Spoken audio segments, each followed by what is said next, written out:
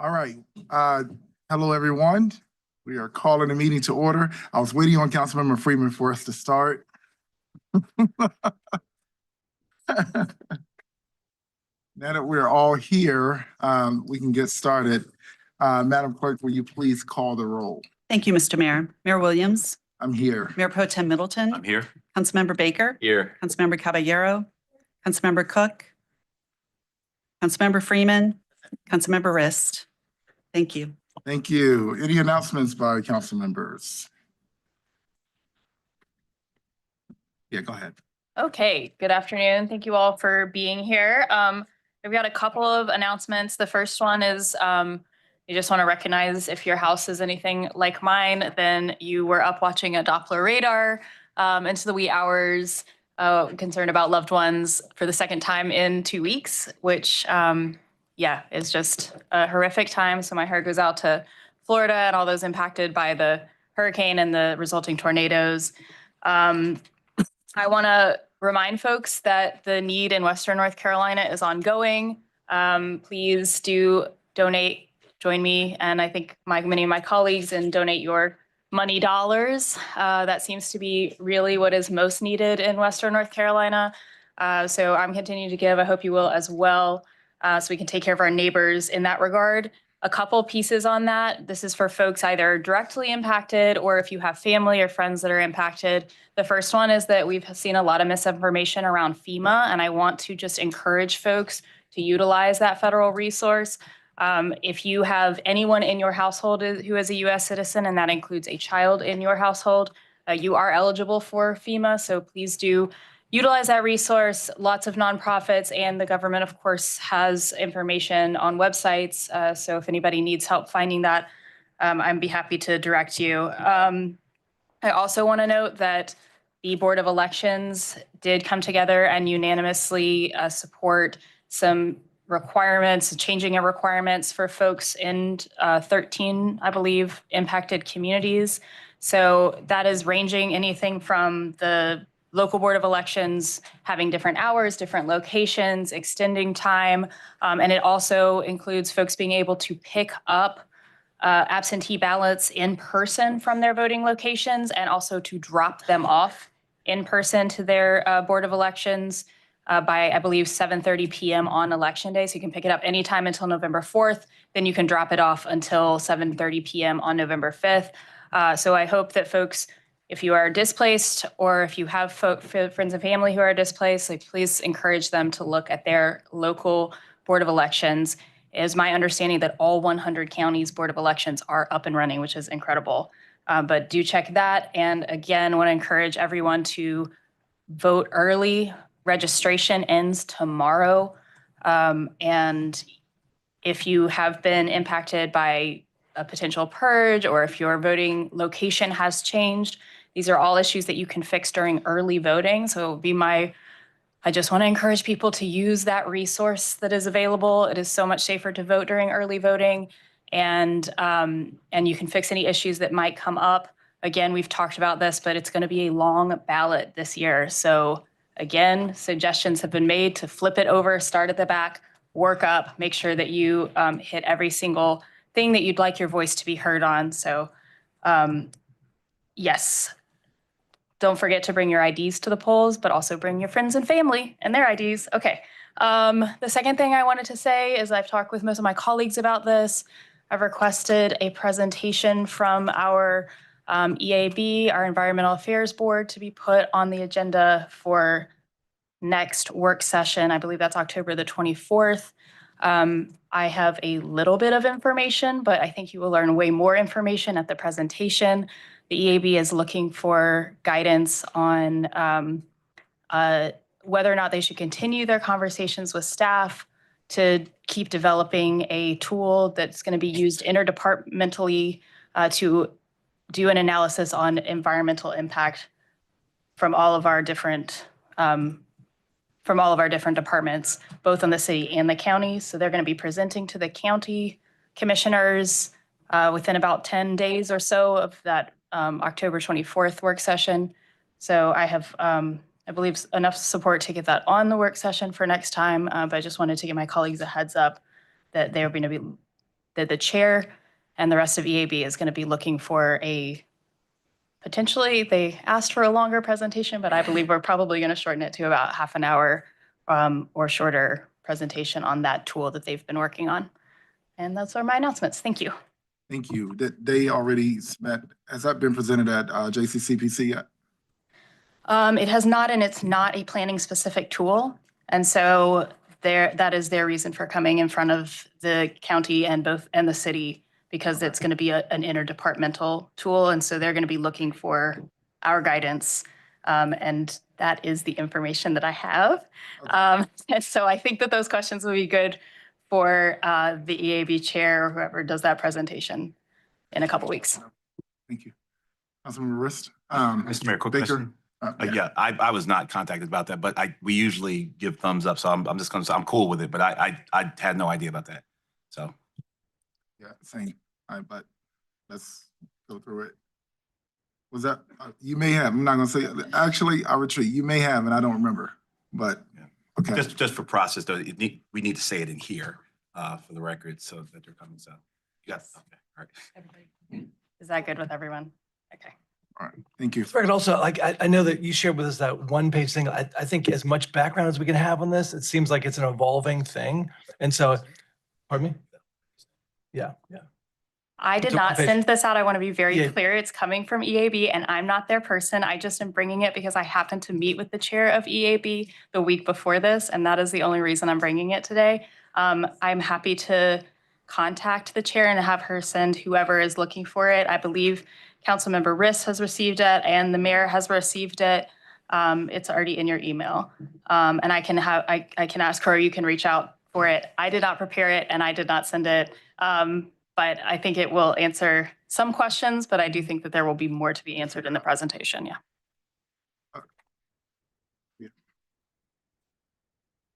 Good afternoon, everyone. Good to see you all. It is a beautiful day. Surprised there's so many folks here. And it's definitely a day to maybe play hooky from work. So first of all, I will have to leave between 5 and 5:30. I know we have a closed session after that, so I'm just letting colleagues know. And then secondly, I wanted to apologize to both residents and staff. On Monday night, our council meeting got rather testy. I definitely had a role in that. Our residents don't deserve that. Our staff definitely don't deserve that. And it is incumbent upon us as council members to do our work, whether we are frustrated or not, in the most positive manner possible, even when we don't agree with one another. We have a lot of pretty ugly politics in this country, and so we should not be adding to that climate. So I just wanted to say I'm sorry to the community and staff for any part that I had in our testy exchange on Monday night. Thank you. Thank you. Councilmember Freeman. I just need to request excused absence for October 21st and 24th. All right.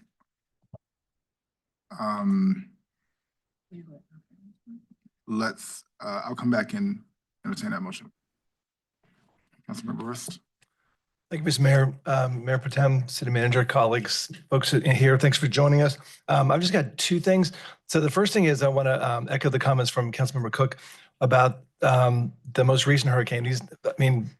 Hurricanes are all rough, and I know we had a conversation at the last meeting on Monday about Hurricane Helene, horrific damage in Western North Carolina. Very personal to many folks in this room and on the council. Milton's also personal for me. I grew up in South Florida. So the places that we're talking about on the map, Sarasota, St. Pete, Clearwater, these are all not just places on the map to me. These are places I've been to, have friends there and family. So this is very personal. In fact, you'll love this one. The mayor of Tampa, Jane Castor, is an old colleague of my mom. So, a lot of connections there. So, and I think we're just learning now the next day what happened there. I see Heather Wilson back there. I know, Heather, you're from the Tampa Bay area, right? So this is the wind and the water are scary things. And so our hearts go out to the folks there in the Tampa Bay area and across Florida, Orlando and so forth. And I know our city was so generous in providing expertise in the mountains from the fire department and also from water management. I know Florida's further from us than Western North Carolina, but I do hope that if a request comes into the city to help in Florida, that we'll be prepared as well to provide whatever support we can to Florida as they recover from this pretty drastic hurricane. So Thank you all for your concern and and your support of Florida. The second thing is I'd like to request that we add an item to the end of our agenda today to talk about the process for identifying new city manager. I think we're all concerned that time is moving quickly. I think we can get to agreement on that. I think we should have a discussion in public about that. And I'd propose that we add an agenda item to the end of our agenda today to actually have a discussion about the city manager search. I don't know what the president. I'm happy to second that motion Yeah. if that is the appropriate and have a vote on that. Sorry, the motion that you're trying to make? Yeah, just that we add an agenda item to discuss the process for hiring the new city manager. There'll be other matters, correct? Yeah. Okay, If that, yeah, whatever was the proper, yeah. okay. So do we need, I don't know if we need a thumbs up or are we good? Okay. Point of clarification, the mayor holds the gavel and the mayor can entertain other matters at the time other matters appears on our agenda. Okay. I'll address it. Okay. Thank you. Mayor Pro Tem.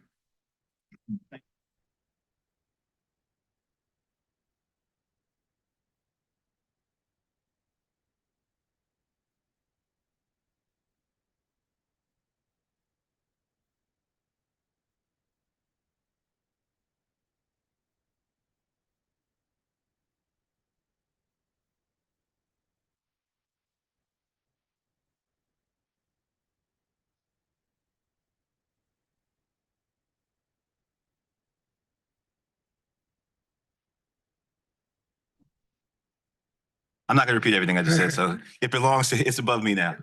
Y'all heard me, right? Thank you so much. Finally, I want to just another shout out. I had a wonderful time with the Durham Housing Authority for their 75th anniversary. Had a wonderful breakfast on Tuesday. Many of our colleagues were there, electeds from around the city, and just want to send another shout out to them.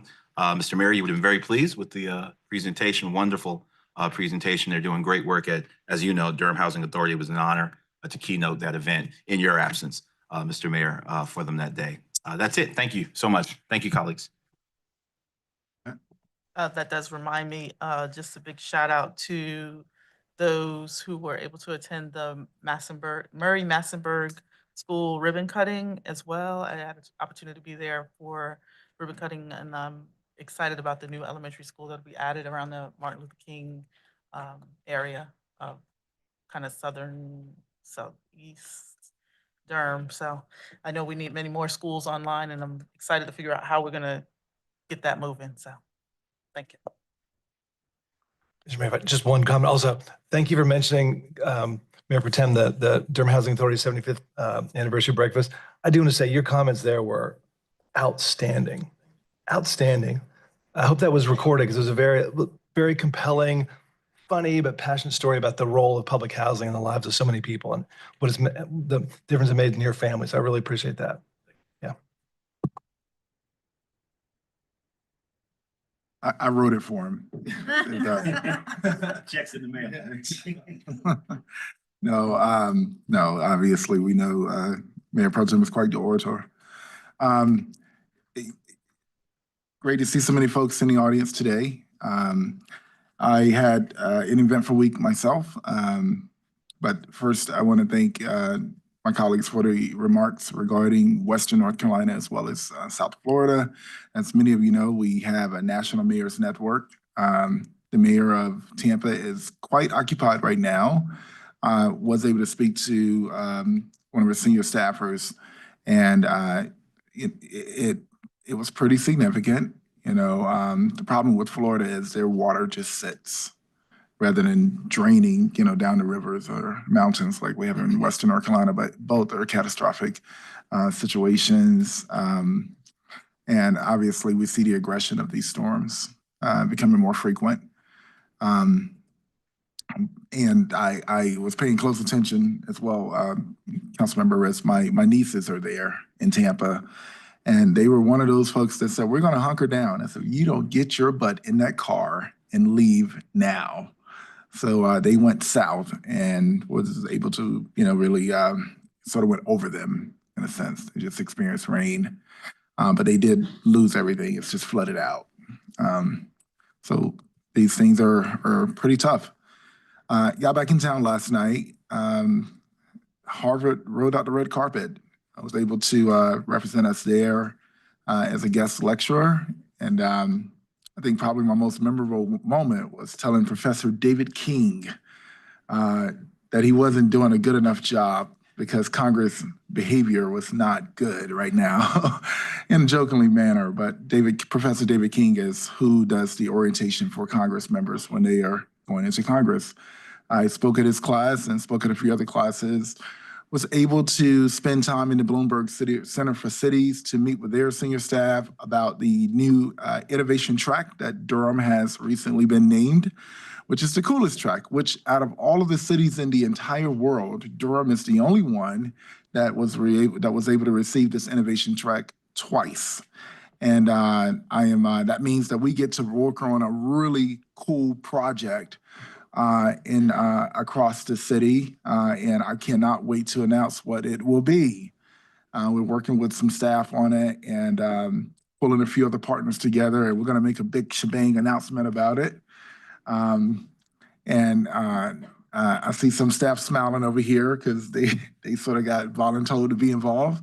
But it's going to be exciting. We are getting a lot of support from the Bloomberg Network. So I'm looking forward to that. Councilmember Caballero stated it. Monday's night meeting did get a little testy, and we've had some conversations, and we sometimes get a little passionate about these things, and we'll just make sure we keep this train on the track and just keep moving forward. So we will get going here. I will now recognize Manager Page for any priority item. Well, before we do that, I'd like to entertain a motion to approve the requested absentees for Councilmember Freeman. So moved. Second. They are excited to get rid of you. I see. Wow. No, I'm just joking. I'm going to vote no anyway. So,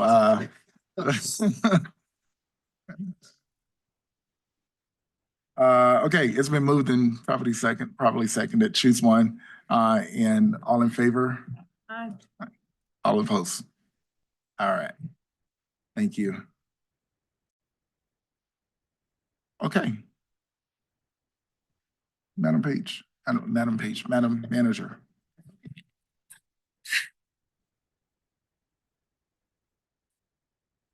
Good afternoon, Mr. Mayor, Mr. Mayor Pro Tem, members of the Durham City Council. I am pleased to be here this afternoon and provide you with a list of a few priority items that the administration is bringing today. So we have for today, agenda item number 10, the Watershed interpretation at Patterson Place. A presentation, approximately 10 minutes, will be made during this meeting on October the 10th, 2024, at this work session. Agenda item number 20, the contract with TT Faster LLC to upgrade fleet management's information system. Attachment number 4, a price quote was added to the item. And finally, agenda item number 26, the Durham County Government 2025 Reappraisal Update. A 30-minute presentation is planned for you. And agenda item attachment number 2, the presentation was updated to add additional information regarding the process and the tax relief programs. That is all I have for you this evening. Thank you very much, Madam Attorney. Good afternoon, Mr. Mayor, Mayor Pro Tem, and members of the City Council. The City Attorney's Office does not have any priority items for you today. Thank you. And Madam Clerk? Good afternoon, Mr. Mayor, Mr. Mayor Pro Tem, and City Council members. We do have a closed session this afternoon, and I did want to mention that a supplemental item has been added to the agenda, item number 31, resolution to adopt the NACTO Urban Street Design Guide and Urban Bikeway Design Guide as official City of Durham Bikeway and Street Design Guides. That's my report. Thank you.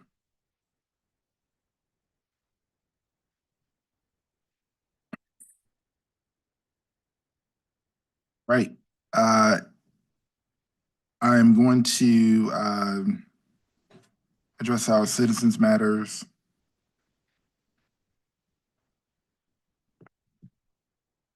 No, let me do the consent agenda, and then I'll come back and address citizens matters.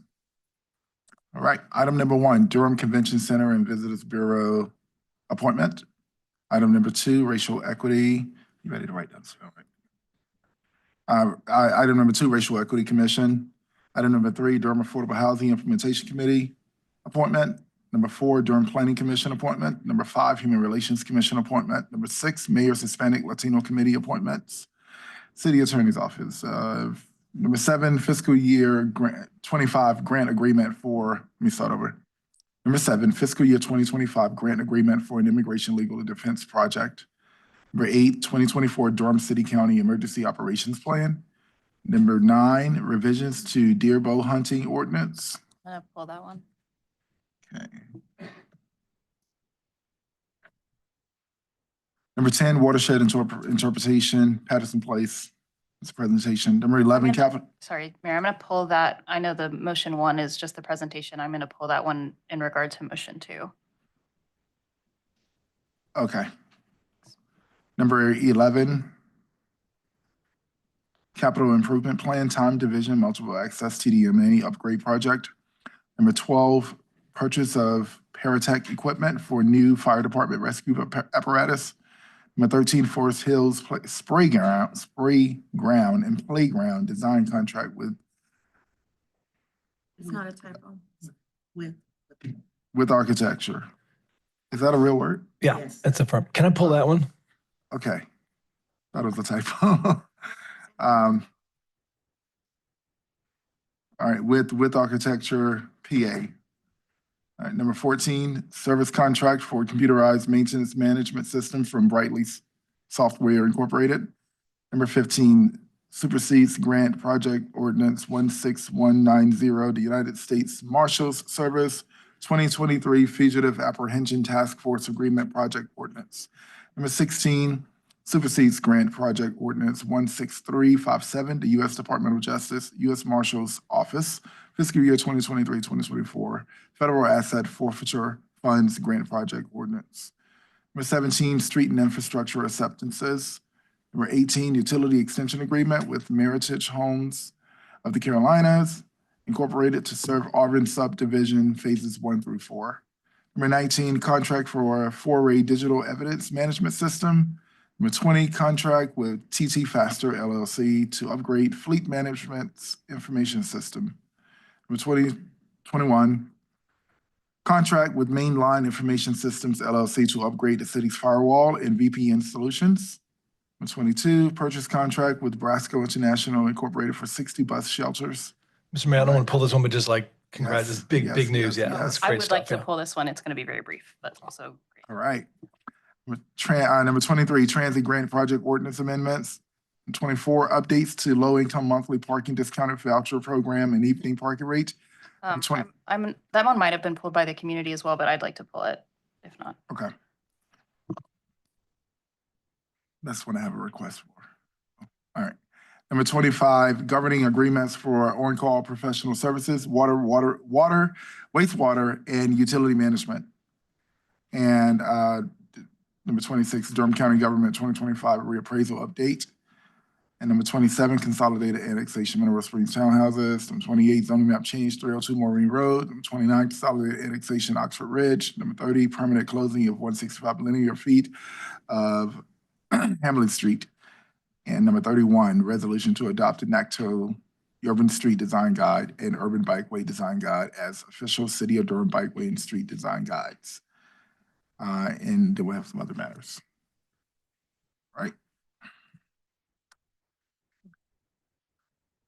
And I have items number 9, 10, 13, 23, and 24. 22. Sorry. I have items number 9, 10, 13, 22, and 24 pulled. All right, first thing we're gonna do is do citizens matters. And then we'll, I do have a request for quite a few people who need to get back to work. So I'll honor that. All right, number one,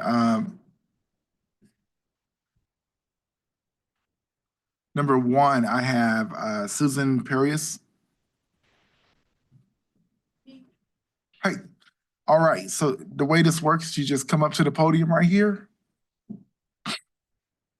And I'll give you 3 minutes to, you'll just introduce yourself by name. You don't need to give any other information. Okay. And she's gonna have a little alarm to go off to let you know when time is up. Okay, well, I'm gonna try. My name is Susan Purvis, and I'm here in Durham, North Carolina, and I'm representing the senior citizens over on Holloway Street and different things as far as the police and what time did they get there as far as response and things of that nature. And as far as our city coding and things of that nature, when people have violations, they only single out one person and do a blind eye to the whole community, instead of the whole community, because I've had my experience. I'm also, like I said, the police is, as far, well, first of all, I want to say to everybody, good morning. And so I'm just in that agenda right now as far as feeling like a secondhand citizen as far as our city is concerned. I was born and raised here, and I am 66. Of course, I'm in there. And so what I'm saying is I'm a senior citizen. We have senior citizens in the neighborhood, and I'm concerned about the drugs and the trafficking and things of that nature. And it's taking a blind eye.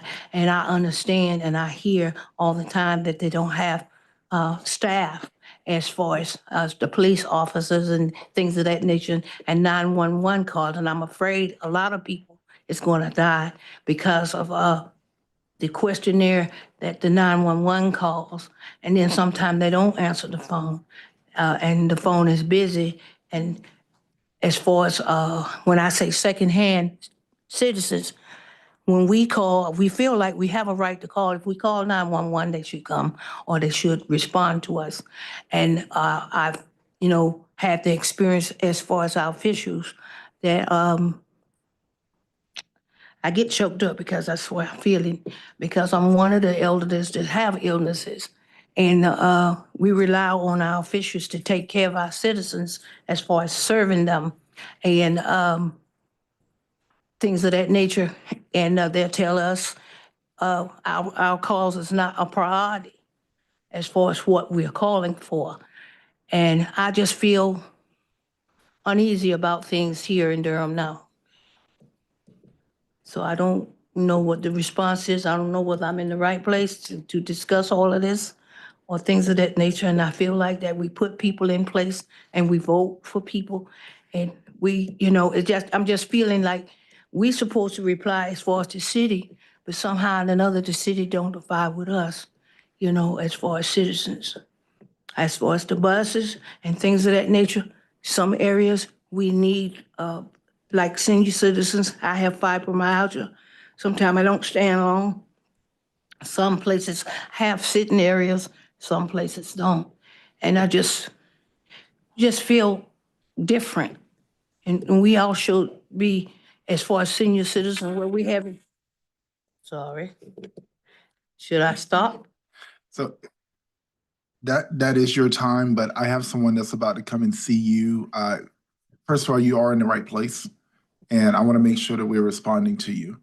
So I have someone that, if you just wait just a moment in your seat, I have someone that's going to come and get your information and speak with you about how we can get resources better over there. Because if you don't come and say anything, we won't know. So I'll come. you're doing right. Thank you. Well, thank you for listening. Of course. And this is not a policy matter, but Madam Clerk, could you change that alarm?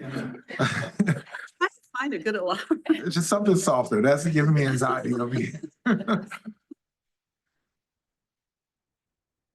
Thank you. Thank you. I was about to evacuate the building. You're fine. Thank you, Miss Susan. Okay, let's just turn the volume down. We'll get the message. Yeah, or just put your hand up and I'll. Okay. I have next Kedra Campbell. Is there Kedra Campbell? Okay, maybe not. All right. Hi.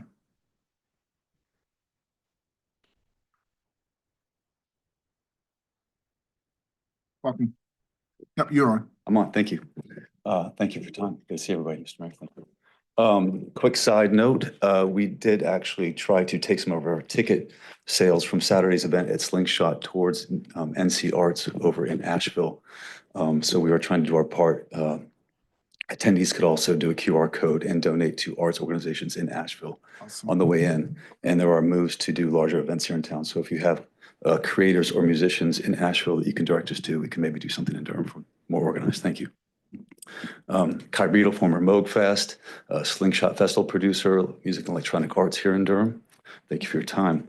Circling back here, I sent an email on September 19th laying out some initial and urgent critiques about the event funding process and how to now, not in a year, how now is a crucial moment to pivot into a more intentional event landscape so events, businesses, creators, and the overall perception of Durham can hopefully begin to thrive, especially in the face of last year's what we consider missteps. Those were just some initial points. As event organizers, local businesses, creators, vendors, potential investors, and more are very concerned about this. There are many more, but as we know, if you saw that email, it was plenty long. So sorry for the couple typos. I did see them. So please deeply consider having a conversation with us so we can move forward with from a more less critical stance into one that's more supportive and more actionable. Really don't want to push this conversation out into the public without your points of view. And we don't want it to become a rock in everyone's shoe over the next year. Obviously, Durham has a lot of important things on its deck to take care of. So if we can help, please let us know. This is very important to us. Relatedly, I want to thank former Chair Yvonne Coleman and Javier Caballero for listening to us over the last year when we reached out. It's been very helpful. I had a conversation with Manager Patriot. Thank you very much. I do appreciate that. We completed our 5th successful event in Durham last weekend. It was the smallest amount of funding we've ever had, in contrast to many of the other years. And doing a smaller event greatly impacted businesses around town, artists, possible outside investment, and from many around the globe, to take interest in the event. We're hoping Durham pivots into a more intentional direction involving events and the arts so we don't have to consider leaving town. We don't really need Durham. We want to be in Durham, but we don't need to. I'll send a more detailed email in the future. It won't be as long, I promise you that. But you probably won't hear from us after that, meaning that we'll either take your response or your lack of response as the information we need to move forward how we'd like to. We're very interested in Durham. We've completed our obligations. We have a lot of suggestions on how to move forward. I don't say, of course, you don't have to take them, but we'd love you to listen to them, to think about how we can be more productive for everybody in town. And believe it or not, I finished before time, right? Okay, no, all right. 3 seconds, all right. Thanks, everybody. Thank you. And just to that, I thanks for that. I will say government does not move as fast as preferable. Sure. So you probably will get some responses. Action happens on a fiscal calendar. Yeah, So- well, there are decisions being made in DCAB right now that can be taken this moment, quite honestly. Gotcha. Those decisions haven't been finalized. I know there's an agenda item to add more funding to those kinds of things. So I urge you to take some of the points I've made in that email and consider making more intentional decisions around what the future of the next year will be. Thank you very much. Thank you. Chris Perelstein?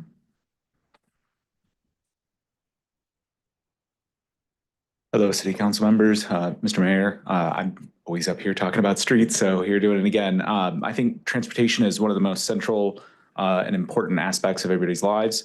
We've heard a lot here today from folks about other issues that don't seem to be connected to transportation, but really are. We've heard about schools, new schools being made, and our need for more. But the way kids get to school is driven by our transportation network. Just recently, I saw a tweet from Durham Public Schools where they did National Walk and Roll to School Day, I think. And it was interesting because the pictures that they had actually posted to their account had kids walking, which is great. But if you look, most of the pictures involve them walking on streets without sidewalks, right? So that's where our kids are walking. We also heard about the great work that the Durham Housing Authority is doing. But one thing I think we should also keep in mind is, well, what kind of transportation access do folks in some of these neighborhoods and some of these communities have? I walk around downtown, we have these nice wide sidewalks. There's even some places where there's bike lanes, but where are we placing them, right? Oftentimes, I think the folks who are most dependent on moving around without a car have the least options and infrastructure around that. We've also heard from a senior citizen, and a lot of folks get to an age where they can't drive anymore. They have to take the bus, they have to rely on other transportation methods, they need somewhere to sit, they need some shelter from rain. All this leads to, I think, a question of standards and whether we have good default standards that we can apply broadly and make sure that they're equitable and help everybody in our city move around safely. And so for that reason, I'd like to really call attention to the proposal to do a NACTO guideline adoption. I think this is really important. I don't know that it's a perfect solution, but it is a solution to getting us far better standards. I love Durham, but there's nothing special about our streets. There's nothing special about our roads. We have the same context that a lot of other cities and communities have. We have the same vehicles. Physics works the same. So, you know, these best practices that have been developed very broadly and have shown success, I think are an important way for us to quickly and inexpensively move towards better solutions for everybody. That's all I got. Hopefully I don't get the alarm either. Thank you so much. All right, Miss Susan, someone is coming. All right. Items that I have, 9, 10, 15. This is, yeah, I'll just move it up. Colleagues, I'm gonna change our order here real quick. Gonna move 24 up. The support item, yeah. Chelsea. I do have some speakers as well. So let me go with Yes, I'd speaker love first. Nicole Thompson.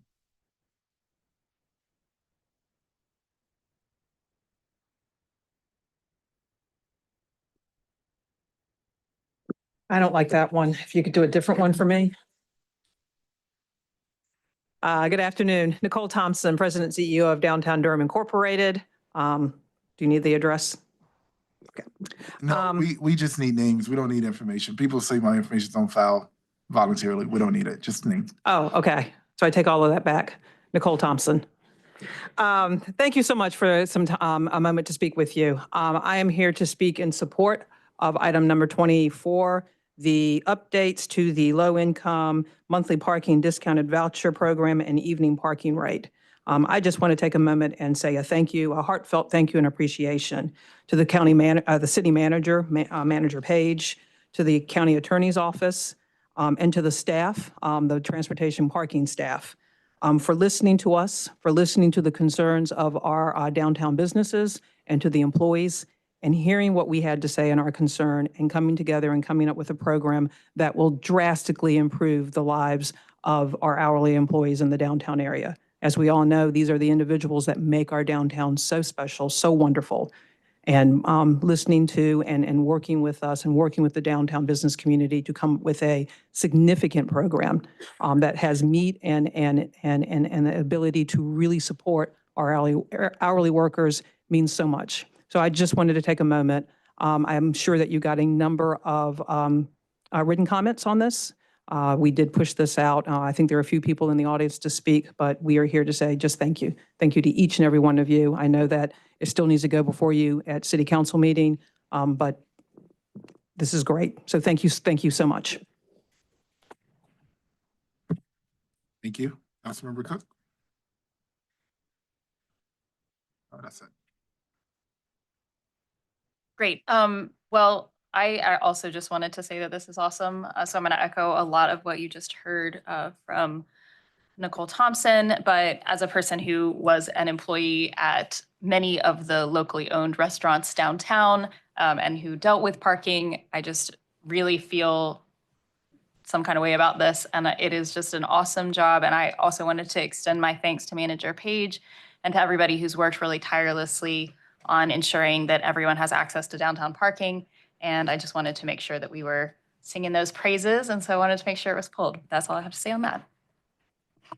Thank you so much. Obviously, Councilmember Rist. Thank you, Mr. Mayor. Just to echo those comments, yeah, really appreciate the work the staff has done. Manager Page, Sean Egan's back there from Transportation. We really appreciate that. I also want to give a big shout out to Nicole Thompson and the staff at DDI for holding us accountable on this issue, and to your individual members, including Sean Stokes, who I had so many conversations with about this. So appreciate you holding us accountable. I think this is a great, shows there's so much work we have to do on a daily basis, but we can also respond when we hear concerns from residents. And this is a great example of how that happens. So I'm excited about this. We also have a big, one of our big goals of the city is shared economic prosperity. This is a small but important step towards that goal. So I really think this is a big achievement, and I'm happy about this item, and I'm glad to support it. Thank you. I would just echo a thanks to staff for pulling this together. Will said this has been going since 2020. I think it was a little prior to that. And just acknowledging that in this context of shared prosperity, those who are often at the margins are often people of color and especially business owners of color. And so I know that BU Cafe made a very stated comment about the parking situation being a big hindrance for the organization's business. And I want to make sure that we don't have the same type of thing happening for organizations or businesses that are downtown. And so I'm excited that this is moving forward.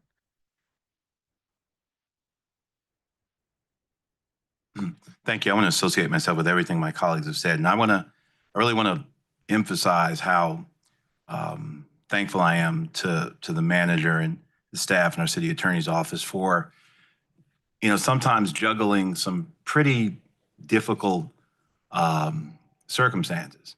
We were asked to address a parking issue for low income workers downtown, while at the same time trying to get people to stop driving cars in our city. Sometimes I think, in our public square, we say these things and we don't realize the tension between some of them and trying to do these things at the same time. So the manager Page, you deserve a lot of credit, and the staff, because I know you hear things sometimes on the one end, you have folks saying, get us on bikes, use the bus more, walk more. And then another group saying, hey, we need to park our cars. Make it easier for us to use our cars to get downtown. That's not easy.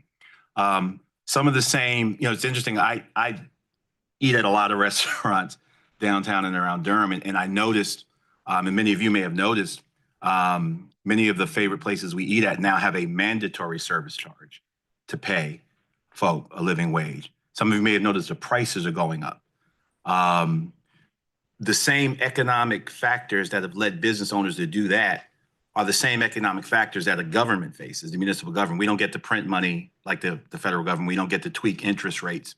So the same forces that are leading prices to be raised by business owners are the same forces that the government looks at. But we know that when raising parking rates or responding to the same market factors that these business owners are responding to, has different impact. So in the face of that, even in the face of market forces, for the staff to come up with this very substantive response. And I hope as we look at it long term that it has real impact for folk, even as we're trying to get them to leave their cars at home and bolster our transportation system. I hope that we'll just appreciate the incredible, not us who are elected, I'm talking about the staff, the folk who actually do the calculus, who put the pen to paper, who look at the nuts and bolts every day of governing a great American city. Just a magnificent job, a magnificent response to an oftentimes public square that's asking for multiple things at the same time. So I'm really excited about this.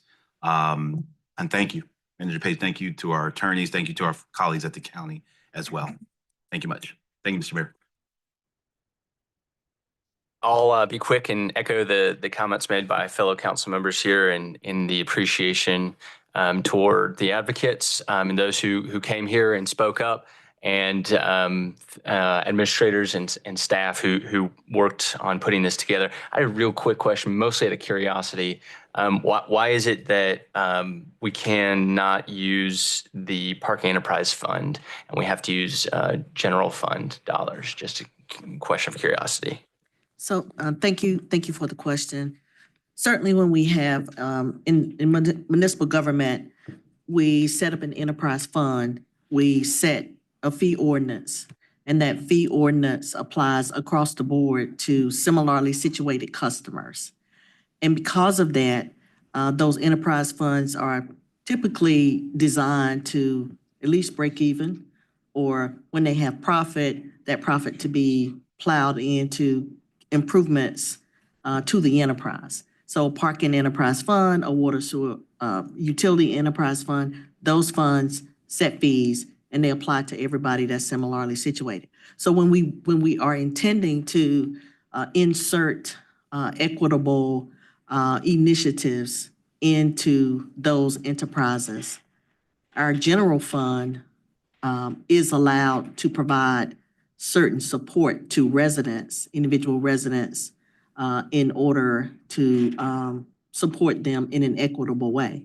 So in some ways, it is taking money from this fund and putting it in the enterprise fund, but it is putting it there to support the user who qualifies for the support. I appreciate that. I think that's just good knowledge that these things are complex and there's not always a simple and quick and easy solution, but we need to be creative, and we have creative staff in coming up with these solutions and solving problems. So thank you again. All right, thank you, colleagues, for your remarks. Muchas gracias, colegas, por sus comentarios.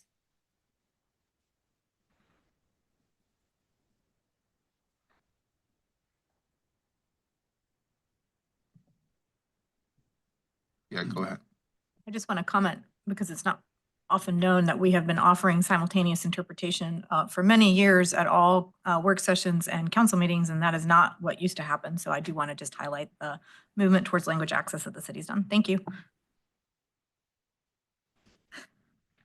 Yes, that and closed captioning. And even though we can't see that on our screen, the Madam Clerk has informed me that it is happening on the YouTube. So another win for access.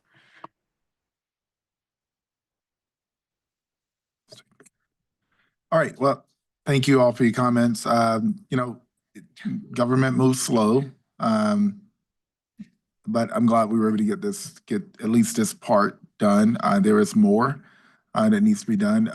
At the end of the day, we need to make sure that it's easier to do business in the city and that we are making it, that we're not, putting barriers in the way. We're working to remove them. This is a start. Hopefully, I know one other thing we've been talking about is outdoor dining. We can get that taken care of as well. And whatever else we need to do to just continue to make this community vibrant. I know that public safety is an issue as well. And a lot of times, we experience these things on the ground, and I'm speaking as mayor, but obviously everyone knows that I'm also a restaurateur. And I hear the same things that we hear our peers come up to the mic and say that they're dealing with. I deal with them when I'm not in this capacity.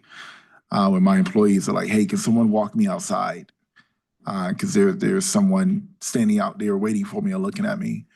And folks just want to feel safe. So we want to make sure that we're promoting a culture of safety in this community. We want to make sure that the folks that are working in this community feel safe.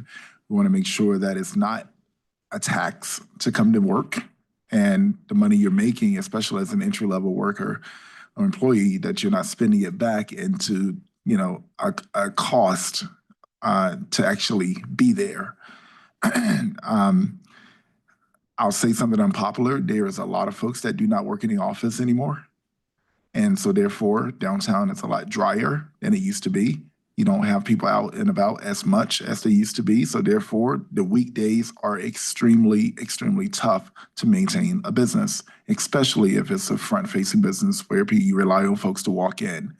And people come out to party and have a good time on the weekends. You just cannot sustain a business that way. So there are many folks that are starting to close shop, and there are many reasons why. At the end of the day, if you're not making the money, you just can't sustain. And no government is going to save anybody from that. So I do hope that we start, having folks come back to the office. And, I hope that we do have more events coming downtown and throughout the community more. But all of that is part of the bigger picture. And today is just a step in the right direction of just making sure that we are not making it burdensome to work downtown. So thank you all. All right, I'll now go up to number 9.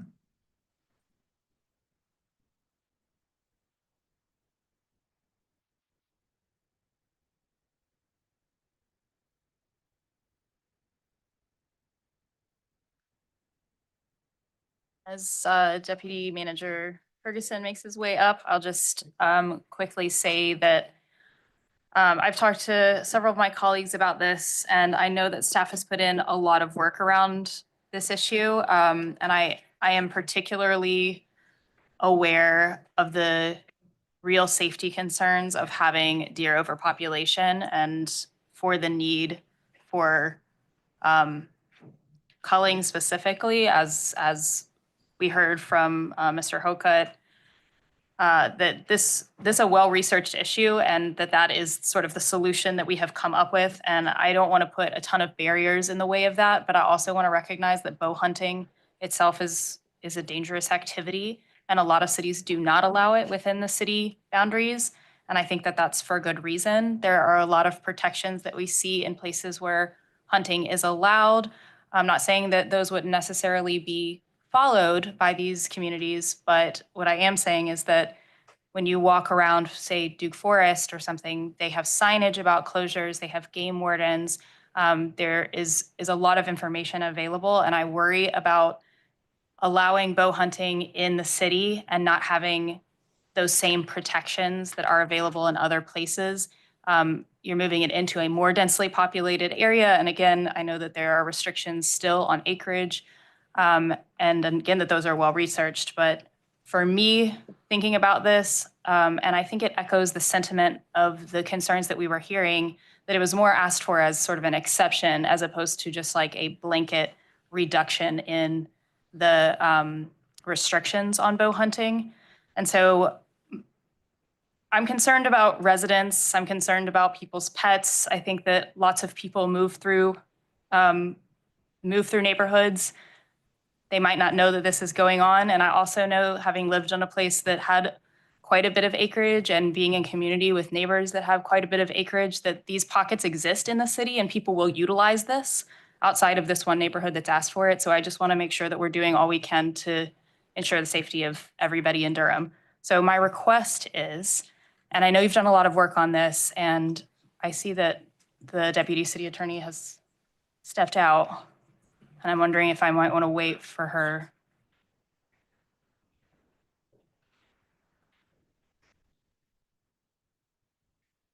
And just so you know, our comments are being archived, so she can respond. Absolutely. So I'm working on the bow hunting ordinance change, and I think it's important to say, like, this is an ordinance change. We're writing law here, and so I want it to be as specific as it can. I want it to be as I want it to meet the needs of the community, but I also want it to be restrictive in a way that keeps the community safe as well. So my 2 things that I am particularly concerned about are having some sort of time restriction around this. And I understand that this probably tracks with seasonal hunting laws. And so I'm assuming that some of that is already going to be enacted, but I'm wondering if we could have potentially even more restrictions on time, because again, this is a community, and so people aren't going to have the same notice that they have in other places. And then the other thing that I'm interested in is having it being written as that you can decrease the amount of acreage when you meet a certain threshold. I think that's what they were asking for originally. And I know that Mr. Hocutt used a standard that was deer per square mile, I believe. And so it sounds to me like some of those standards already exist. And I'm wondering if, and I don't want to make it burdensome, right, for communities to meet that, but I'm wondering if we could just have those extra precautions. Yes, you can do this. We can lessen the restrictions where a community meets a certain, whatever the measurement is, and we can have lots of different measurements to sort of lower that barrier. But if you need to, when the deer population is out of control, and also with some time requirements would be my request. And I'm wondering if, since I know you've done a ton of research, and I don't know, Deputy City Manager or Attorney, if you've been the person heading up this, but I'm wondering if those are things that we could look at before the next meeting when this is on, or if it would be easier if we put it off one cycle. I want to make sure that this question gets answered pretty immediately, because I know these folks are looking for an answer, but I'm wondering if we could look at those things before the next meeting, or if a cycle would be useful. Bo Ferguson, Deputy City Manager for Public Safety and Wildlife Czar for the city, apparently. So to address your questions, first and foremost, want to acknowledge that the Attorney's Office has done the bulk of the research on this, but I think it's fair to say there's not a lot of guidance or direction that the city is working under, and hopefully the agenda memo portrayed that accurately. We've tried to give you a sense of how other communities have addressed it. I've checked with North Carolina wildlife officials and had conversations with them.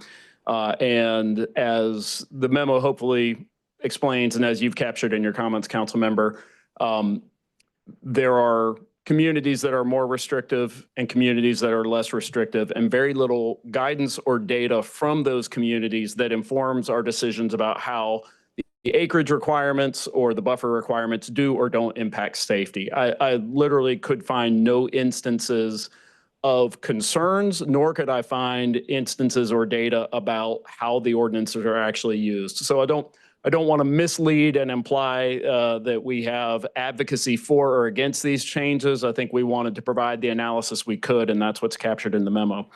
What I know about measuring deer population is that the numbers that I believe the president of the Trayburn HOA brought forward came from the North Carolina Wildlife Commission, and I'm not sure that that's not data that's regularly captured. So I don't know that there is standing data out there that a neighborhood or a community like Trayburn could access to then satisfy a requirement. If the ordinance had a requirement that said you must reach this threshold of overpopulation before, I think that my initial reaction is that might be burdensome on the neighborhood to try to capture that data, but I'd be happy to ask North Carolina Fish and Wildlife to inform us how they collect that data and how that's done, so I could provide that.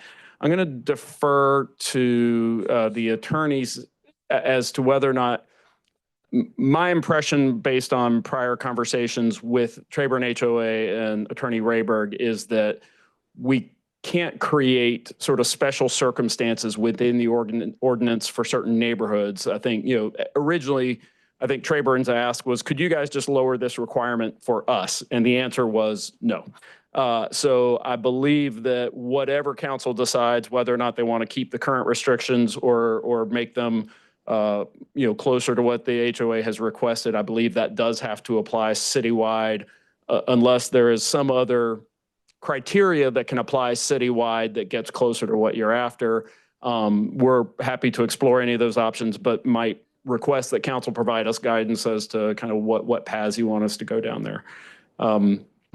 And as far as time limitations, yes, there's deer hunting season. I'm not going to try and quote that from memory, but it is right around this time of year, I believe September, October, maybe October, November, but I'll clarify that after the meeting. And then North Carolina allows for cities to opt into a special urban deer hunting season, which extends the calendar. The ordinance nor the deer hunting season provides any limits that tighten that. I would, again, have to do some research with the attorneys to determine if we could create tighter time windows that apply for circumstances like this. I do know that from my conversations with North Carolina Fish and Wildlife and the Trayburn HOA, the North Carolina Fish and Wildlife, when they offered assistance to Trayburn, indicated that they would arrange sort of a time-limited hunt and that they would assist with the arranging of a hunt, that they would help the neighborhood make contact with certified bow hunters, people who are actually trained or experienced in this area, licensed to hunt, and that those hunts would be over a certain amount of time. But that is a conversation that North Carolina Fish and Wildlife offered. It's not something that we imposed. And so whether or not we can impose that is something I'll need to take additional research. So I believe that addressed most of your comments, and we're happy to take direction from council as to how you want to proceed with this. Thank you. That's so helpful. And I see you reaching for your mic. So I would love to hear the attorney's office on that. I'm just thinking aloud, but as you're saying that there's assistance with the hunting, that too would also make me feel a little bit better. I think my concern is that we change the ordinance and there's just unforeseen consequences of that, where other neighborhoods potentially are able to use bow hunting. And so that is my concern. And this is coming from a person, I lived again nearby, and I know that folks who hunt are very aware of the requirements around hunting. And so I do think that I'm always worried when we sort of kind of do a deregulation of sorts, that we just might have some consequences that we can't foresee. So if there is an option if the the Fish and Wildlife is saying that they might assist with hunting, that also might be something that I would be interested in as additional protection. But if you... Sophia Hernandez, City Attorney's Office. Yes, our office is very willing to work with DCM Ferguson to do additional research. I wanted to clarify, when you asked for time limitations, are we looking at calendar limitations, or were you thinking sort of daylight hours types of limitations, or both? I imagine those, because I think that my understanding of the deer hunting is that the seasons are already set, and I imagine we can't go in excess of that. So my thought was potentially also daytime hours, or potentially days of the week, which I think is already something that's set as well statewide, but I could be wrong about that. But yeah, mine is sort of just whatever more information that we can give to communities, so that when they are walking through their neighborhood, they know that like that is something that's ongoing. And this is like a little bit personal to me because I have a deer-sized and colored dog, and I just think about this a lot. And I know that, I mean, bow hunting it's a weapon, and it's a bow, but it's still a weapon, and allowing the extra use in the city. I just want to make sure that we have as much notice to community members as we can. Understood. Thank you. Thank you, Councilmember. Colleagues, anyone else? I would love to just get clarification. When you said that y'all would be happy to work with folks, do we feel like we could get something by the Monday meeting, or would it be helpful if we push this out and go ahead and set it for the next work session? We're going to address that. I'm going to let council, because I actually want to dovetail what you said, because I'm actually in your place, but I want to hear what other colleagues want to say about it, and then we'll come back to council action on the issue. Councilmember Riss. Yeah, thanks, Mayor Pro Tem. I'm fine with pushing this back a cycle to have a little bit more time to work with DCM Ferguson and the City Attorney's Office to look at some of these questions. I do want to thank Deputy City Manager Ferguson for taking this on. I know it's an issue doesn't affect a ton of citizens, but I know the request came in from the residents of Trayburn. I think part of our job here on the council is to provide timely and direct answers to questions like this. So I appreciate you taking this issue forward. Having said that, I have no stake in this. So I think a good discussion here is absolutely appropriate. I will say, I want to make sure it's clear that in terms of how we talk about this, it's not like we're moving bow hunting in different neighborhoods. The truth is, we passed this ordinance back in 2013. As far as we know, no one's taken advantage of this. So it's not like from my perspective, it's not like there's a huge, we don't know, but it's not like we're actively moving stuff into different areas. I think the other thing to note is that the way the ordinance is written previously, you've got to be on a permanent or portable stand at least 10 feet high. So it's not like there'll be roving bands of bow hunters running around neighborhoods, right? This is a very much sort of prescribe or sort of restricted activities. I just want to make sure that's clear to everyone. But I think a further cycle to make sure we fully understand the consequences and potential implications makes a lot of sense. Thank you. If I can respond to that, Councilmember Rist. You brought up a good point that I should have mentioned earlier. In the meeting I had with the Trayburn HOA and representatives from North Carolina Fish and Wildlife, the individuals from Fish and Wildlife did point to that portable or permanent stand as what they consider to be the primary protective factor for residents in residential areas that to quote them, that experienced deer hunters will either come with a portable stand or work from a purpose-built stand for deer hunting, that creates an angle for shooting of the arrow that they considered to be the primary safety factor. That is not to say they were arguing against additional safety factors, but they found that to be a critical part of the ordinance, which it remains unchanged in your ordinance in this proposal. Thank you, Deputy City Manager, and thank you, Councilmember Riss. I just, council members, anyone know? I want to fully associate myself with the substance and spirit of Councilmember Cook's line of questioning. When this issue was first brought up, I had asked for an additional cycle, and precisely the type of questions that Councilmember Cook is asking today. It was my sense that we should have probably gotten a presentation on it, but the response to Trayburn's, some neighborhoods, we all got our issues. Some neighborhoods are dealing with, gunfire at night. Some are dealing with deer eating their plants. We all have our issues in our neighborhoods. When the representative from Trayburn came, our response was almost instantaneous. And the impression I got from that conversation was that this is kind of pretty straightforward. There's a template already out there, and we would just be kind of assuming a template that already existed. Lo and behold, today, I think Councilmember Cook's questions go to how quickly we moved that first time when the presentation was made. I mean, I have a lot of questions. I'd like to understand the implications. The notion that it would be just one neighborhood specific, or we're responding because for one neighborhood. An ordinance has the weight of law in the entire city. And I think questions about, notwithstanding what folk may have done in the past, but I think questions about the implications of it citywide in the city where we're already having issues with other types of weapons, but being so pinpointed on this particular neighborhood, a bucolic, tree-lined neighborhood, and people seek these kind of environments sometimes precisely for the prosaic wholesomeness of it, and to kind of be urban but not urban, and to be in a cloistered setting. Animals live out there. And the concerns we have about environmental impact with development, I mean, animals are part of the environment as well. And as we move, humans move to those areas, there are certain things that we expect in those areas, and certain things also that we bring and impact the area.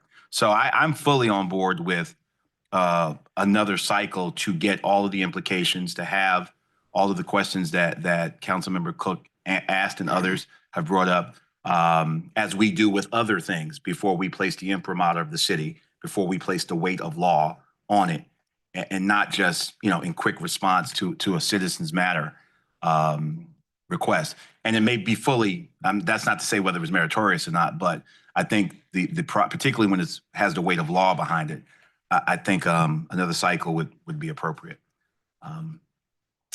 His Honor is back. He asked me to finish up this matter, and I'll hand the gavel back to His Honor.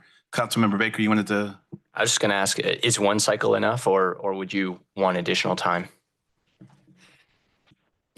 I'm comfortable that we could begin working on it. I think one cycle is appropriate. I'll inform the manager if it feels like we need more time, and she can inform the council, take additional time if necessary. I think based on some of the questions raised, I would like to invite North Carolina Fish and Wildlife personnel to the meeting. I think it might be helpful for you to have them in the room, and that way, if you have questions about sort of some of the more details, I'm less prepared to answer those. So we'll work with one, and if it needs to go beyond that, I'll make sure the manager can share that with the council. Councilmember Caballero? Oh. Say. I thought you were an expert. Colleagues, thank you so much. That discharges that matter. I'll yield to His Honor now. All right, The next item is a presentation, item number 10. Did we? Do you want to, It's go ahead. I had pulled Yeah. it, and so it's not, yeah, I shouldn't say a presentation, but there was, Presentations, this is one of them. Okay. It matters if it's a question or you're ready to see the presentation. do you want to see the presentation first, or do you want to ask the question? I'm happy to just ask the question if we Alright, go want to. Yes, so, and this is going to be very quick. There we go. Should hold a little longer. I just would. Sorry, I am just asking that the second motion be placed on the GBA calendar as opposed to the consent agenda. I think that we're gonna get a presentation on it today, and so we'll have staff's, this is just gonna be an educational thing from staff, and I'd like to hear also, or at least have present the landowner to just do a little extra questioning. So that's my only request. I'd like to make a point of order. Generally, when something's a presentation, all questions are on the table once the presentation is made. So to Councilmember Cook's concern, we will, in regular order, we be able to entertain any concerns or recommendations Councilmember Cook has. We always, when it's a presentation, we get the presentation. It doesn't have to be pulled, and any question we have about anything is in order after the presentation is delivered. Right, you don't have to pull a presentation. Okay, I'm Thank you. happy to re-raise that at the end of our presentations. Thank you. Thank you. All right, and just real quick, colleagues, so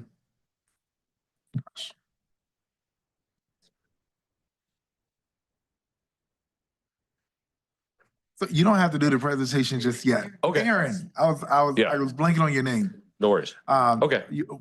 The question was already addressed. You don't have to worry about the presentation just yet. We're gonna go through the other board items and then we'll come back. Yeah. Okay, so I'm coming back up? Yeah. Well, you can turn that mic off for me. Councilmember Freeman, did you have a question? Oh, okay. All right, item number 13, Councilmember Rist. Yes, thank you.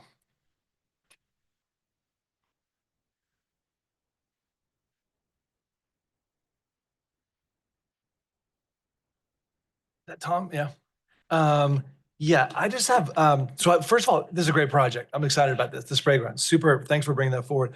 I just want to understand the contracting side of this thing. So if I could, perfect, go. So we're going to execute a contract with withArchitecture, not a typo, okay? And it's a certified small local business enterprise, correct? Yeah. Mike Oresco with General Services Department, and yes. Yeah. So my question is, let me pull up the memo here. So they're a small local business enterprise. And it says here at the under equal business opportunity summary there in the memo, it says the goal for the project is 8% minority participation, 6% women. So after reviewing the documentation provided, UBC, underutilized business compliance division, has determined that withArchitecture is compliant with Equal Business Opportunity Program and is an active certified SLBE firm. withArchitecture of Durham will utilize the following hub, that's historically underutilized businesses, right? Certified firm. And then it lists in that firms they're going to utilize, J.C. Waller, which looks like a minority underutilized business enterprise. But then withArchitecture is listed there as a firm they're going to contract with. So how does that work?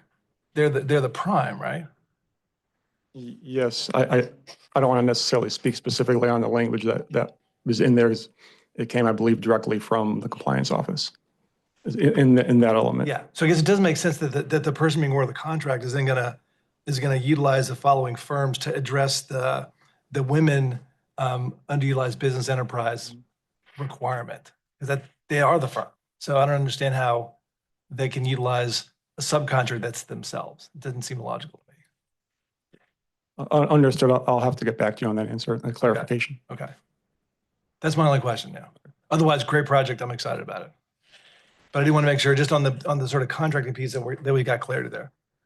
I don't know if there's any, is that, yeah. Yeah. Okay. So certainly if with architecture PA is who we are contracting with. They are the prime.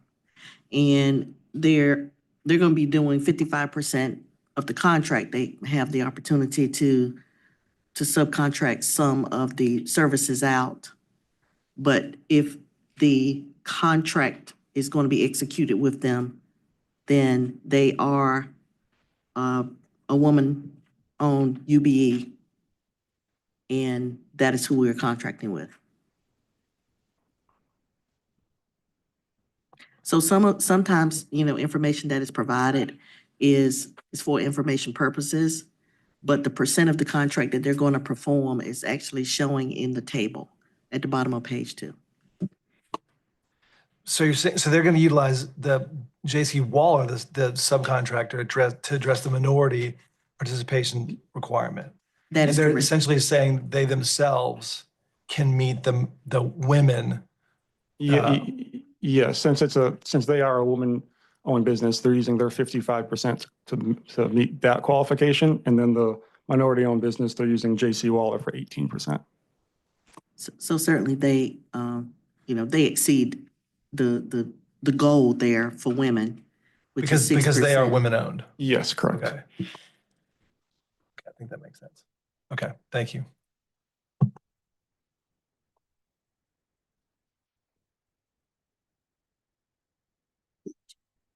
Item number 22, Councilmember Cook. You. Hey, this is going to be so quick, and I'm really excited about this. But I was wondering if you could do 2 things for me. One is I would love a list of the stops that have been identified, or if they haven't been identified, maybe just an understanding of how we're going to identify those. And then I was also hoping you could just speak to the match from the county and how that came about, just briefly. That's. Good afternoon, Mayor Pro Tem, and members of council. Sean Egan, Director of Transportation. So we're very excited about the opportunity to upgrade our shelters across the city. Right now, we have a large number of metal shelters that were installed in the 80s and 90s. And we've received a number of complaints, for example, from riders about not being seen by the bus operator because they're obscured by the metal. And it also, when we've put our new glass or plexiglass shelters into place, it improves visibility, improves the lighting. And we've gotten very positive feedback from customers and the community about those. So the plan here is to take the old metal frame shelters that are beyond the end of their useful life and replace those with a much more attractive shelter with better visibility and better opportunities for lighting. So we're excited about that. I can work on getting a list of installation locations with this. So we are using a combination of federal funds that are allocated by formula to the city, as well as city transit funds that come from the property tax. Because these are shelter locations that predate the transit sales tax in Durham, the direction that we've gotten from Durham County is that there's not an interest in the county transit tax participating in the cost of these shelters. So while elsewhere in the Triangle region, county transit taxes are used for purchasing replacement equipment, whether that's buses or shelters. In this case, the direction that we received was that this would be a city responsibility. I'm not sure I understand. I thought it said in the memo that it does come from the county transit Comes fund. from the city transit fund. I think that. Yeah. I think it said, so I can go back and.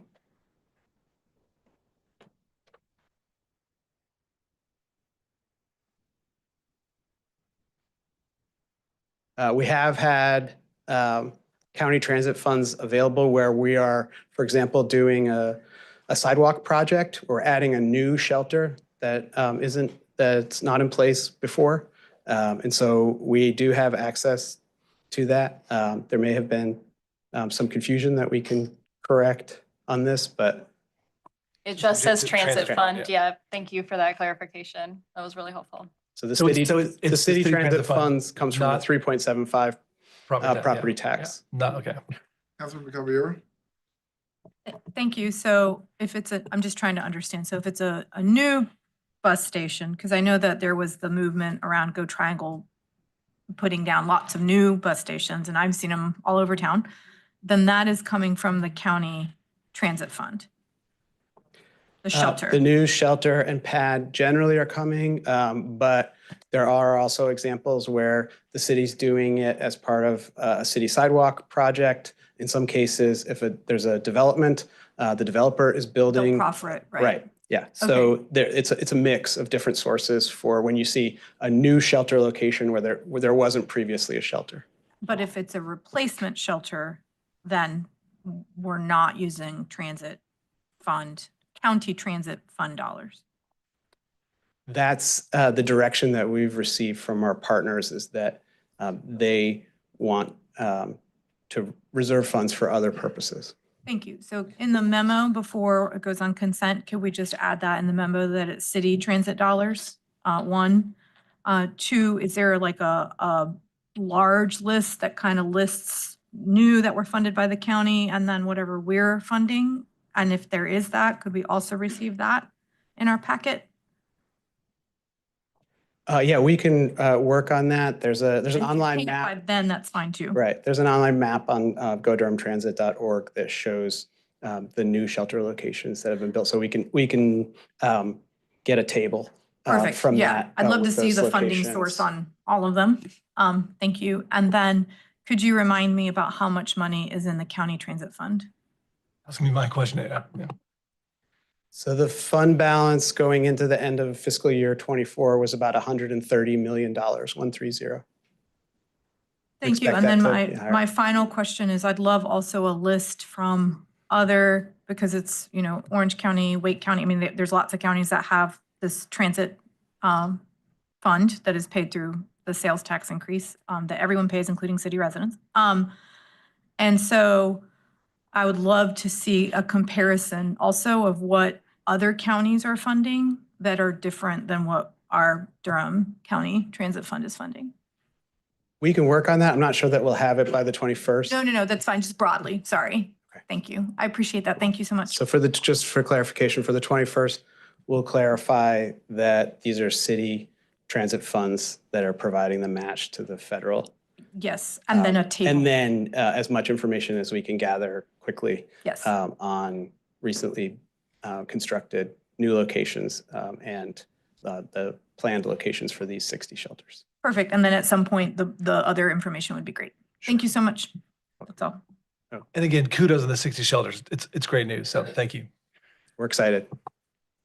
And then just a quick question, do you have a number from the proffered amount that's available as well? You mean a number of locations that are developer built? Yeah. We'd have to do a little bit of research on I that. guess developer built versus proffered, so that those numbers are clear that they're not coming from tax dollars. So generally, our preference, we have a strong preference for the developers to contribute the stop and shelter improvements in kind. We try to strongly encourage that through the process. It's much more cost effective for the developer. They already have construction crews and equipment on site to put the pad. They're generally building sidewalk segments as part of their site development. So I can't think of any examples where we've taken cash as a proffer. We really try to make it so that the developer builds the improvement. It gets done a lot faster that way. And I think that's more previously, there were some funds that came in around that, but I may be missing. We can do some research on that. Thank you. It sounds like you have a lot of homework. So much for quick and simple, right? No, this is good information that's going to be very helpful for us. All right, so we are at number 22. No, No, we're done with. we're done with those. Colleagues, I am gonna switcheroo once more. Sorry, Aaron. Our county colleagues want to have them come on up and give us a presentation, which will be item number 26. So you don't have to just wait through all this city business, but welcome.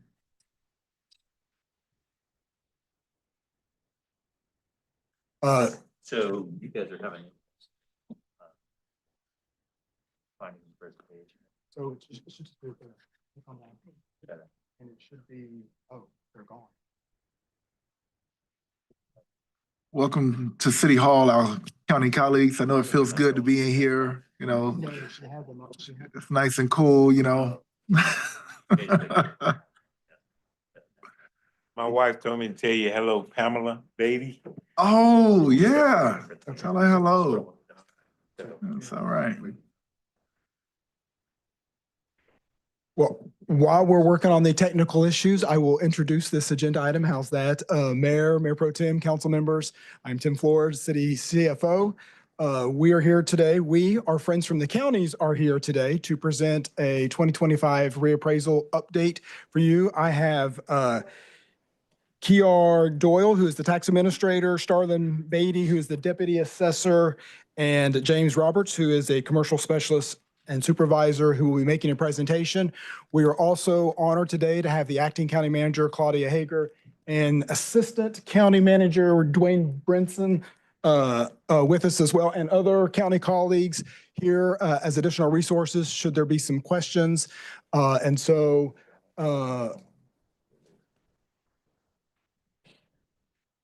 We should have that here in a second.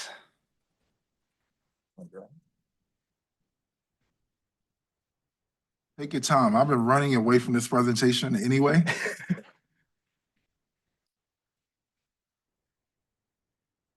All right.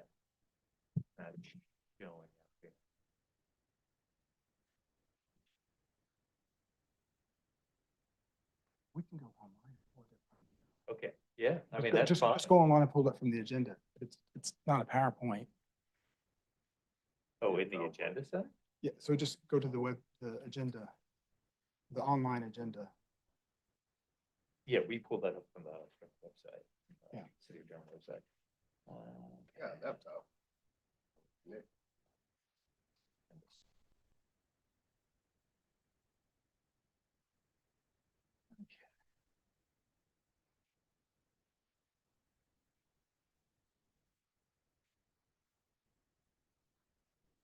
Here. Yep. Click on that. Yep. 26.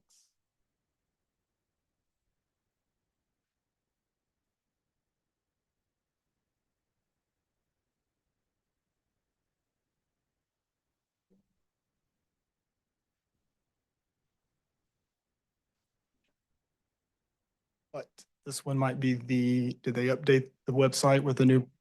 Okay.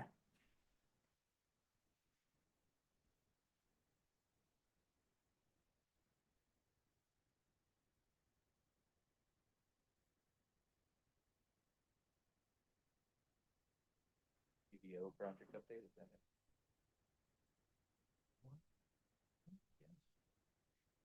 Yes. Yeah, so I just panel that to the desktop. You just click on that link, go back to that page you're just on. Yeah, you just click on this, that should. Yeah, I'm just trying to get to the desktop in case anything happens to the browser. So that it's not Get home with it. All right, so here it is.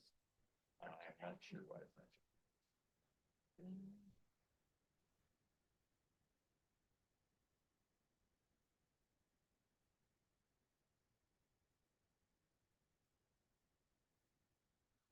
Good. Are you all good to run the presentation?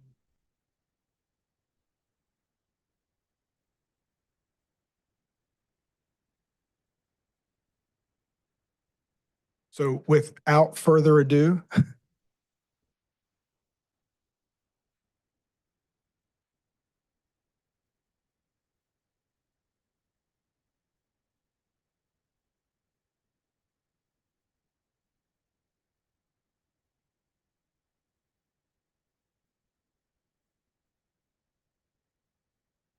All right, well, good afternoon.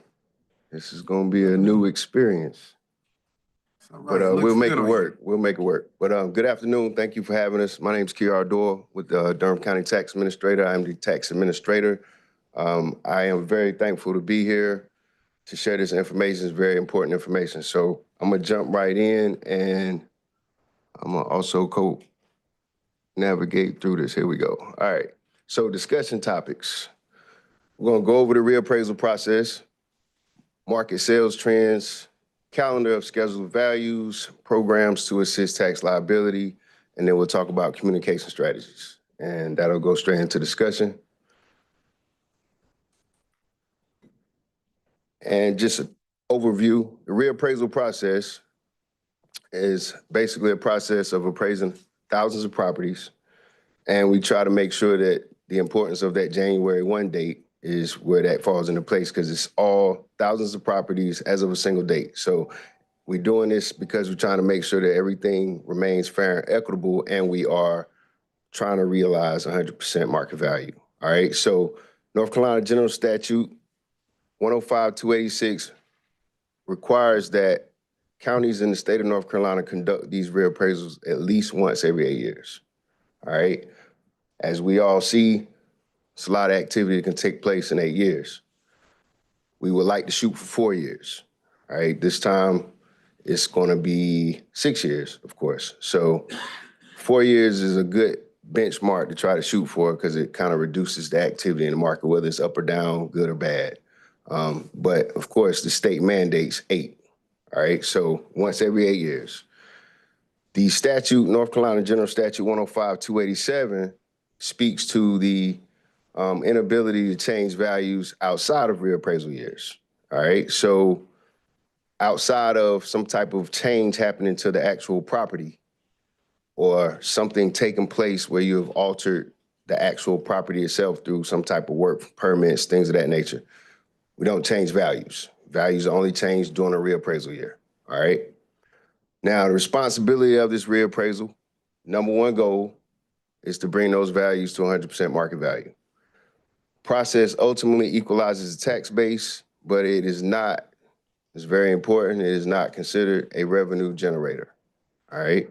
Most recent reappraisals in Durham County were 2019 being the most recent, then 2016 and 2008. Reappraisal process for Durham County started with a 1% random sample review submitted to the North Carolina Department of Revenue. That is a process that allows North Carolina Department of Revenue to review our data and let us know exactly what type of reappraisal they think should be recommended. All right, industry standard methods have been developed for mass appraisal to produce property values that are reasonable and reliable. We are definitely one of the key counties in regards to trying to drive this education focus, and we are doing that through IAAO, International Association of Assessing Officers. That is basically who we look to make sure that all of our education across the state is uniform, and it's an international association, all right? But all of our practices and standards and techniques are coming through this association. Mass appraisal techniques include statistical tools used to help measure the accuracy of an appraisal. One of the most important tools we have is the sales ratio. All right, you're going to see it on a couple of slides coming up, but the sales ratio is the most common measure of how closely assessed values match up with the current sale prices. The formula is represented as the assessed value divided by the sales price. You're going to see a couple of different representations of that as we move forward. But just for an example, a home sales for $100,000, the tax value is currently $80,000. They end up with a sales ratio of 80%, 0.80. All right. And that's very important going into these next slides. This is just a snapshot of the 100 counties of North Carolina and some of their most recent ratio studies. I've focused in with some of the counties that are either bordering us or considered top 10 largest counties, all right? So if you see this slide, you can see the first column is final ratio. That's that sales ratio we were just talking about. Next column is the COD. That's the coefficient of dispersion. And that's a uniformity measurement. It's just making sure that everything is where it's measuring where they are in regards to the median ratio. All right. So Can I just ask one question there? Yes, sir. Is a low coefficient of dispersion mean there's Good. less? That's good. So That's a higher good. one means there's more dispersion, more. There you go. Yeah. Perfect. Great question. And that's exactly what it means. And exactly what you're looking at is if you look at those appraisal year dates on the far right, you'll notice that further away, you should expect the numbers to be a little lower and out of whack. Well, the ratio should be lower and the COD should be higher because we're far away from that reappraisal date. This is a very important slide because it brings you a little closer to understanding exactly how important reappraisals are in regards to making sure that we are as close to 100% market value as possible. But as you know, once we have a reappraisal, we're stuck. So no matter what happens after that date, up or down, we're going to be at those values to the next reappraisal. All right. So it's very important you pay attention to those appraisal years because that is a good indicator in regards to why the numbers look the way they do. The more recent year, 2024, I see 2 of those on the left side and 1 on the right for a border county. But those numbers, if you notice, those final ratio numbers are going to be closer to 100% because they're more recent reappraisal years. The older ones, you see those numbers a lot lower. All right. So the COD is a separate measurement. That's measuring uniformity in regards to the properties that are being analyzed. But that ratio is a direct reflection of where they are regarding the sale prices that we see and the tax value that they're sitting at currently. All right.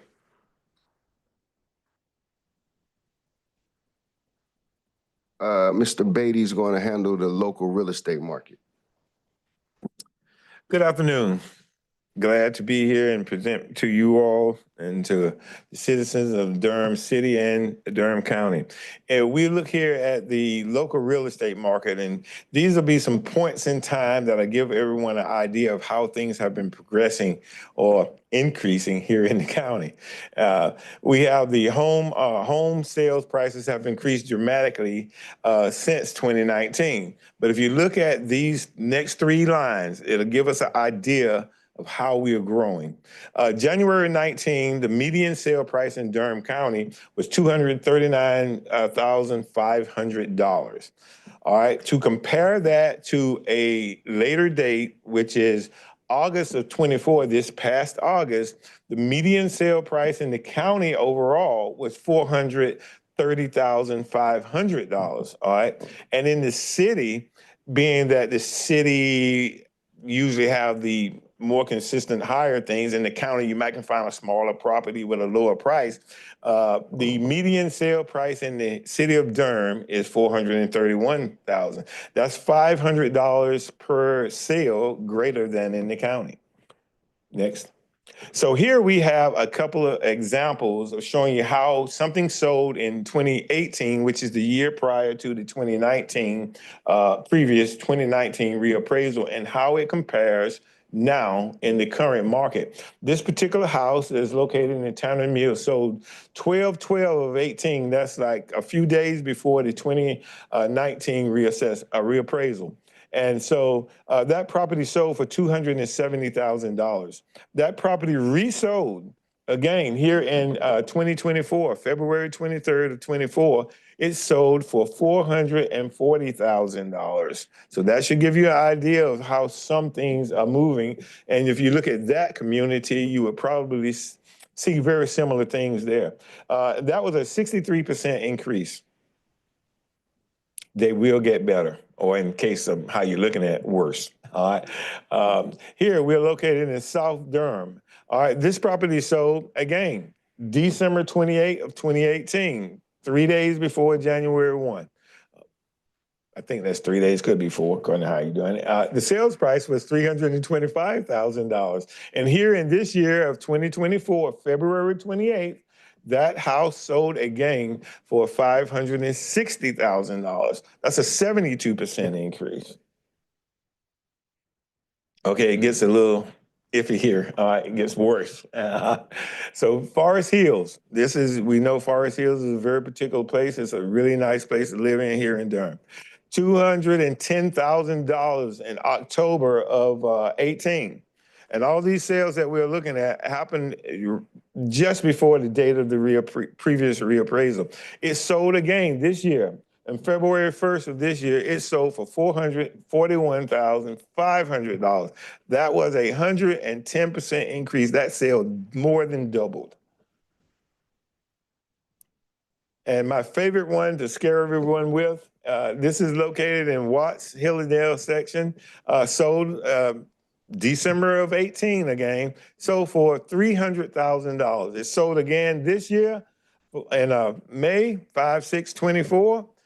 Sold for $710,000, 136% increase. And we try to be particular in finding these are unrenovated, meaning there were no major changes to change the particular building. This is how they were, except for basic maintenance in 2019.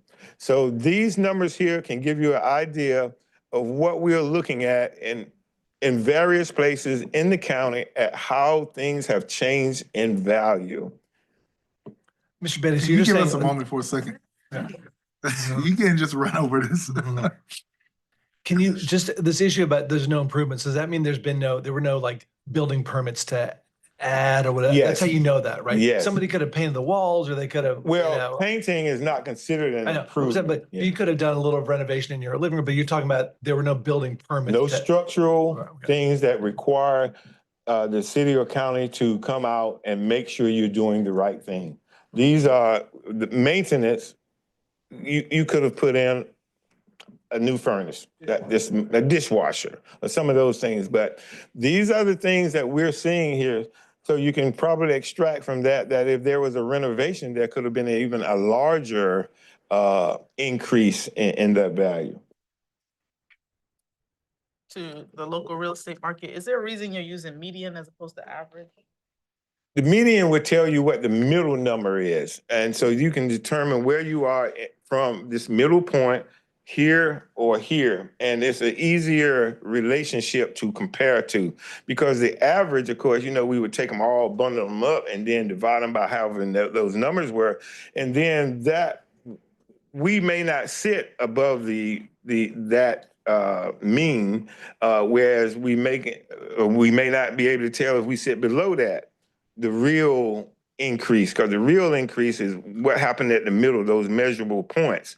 And that's how we take and look at it and say, the county is going to increase by X amount of percent, or the city is going to increase by X amount of percent, versus the mean. The median has been determined to be the best method of measurement for increases and decreases. Let me just add to that briefly. Also, means will include some extremes and some abnormal sales. So it might be a sale that's way up, kind of out of whack, doesn't really relate to the other sales that we're seeing, or it could be very low and we don't really understand why it's like outcast. So you kind of take those out of the equation. It might pull you too far up or too far down. So that's the main reason the median's safer in measurement.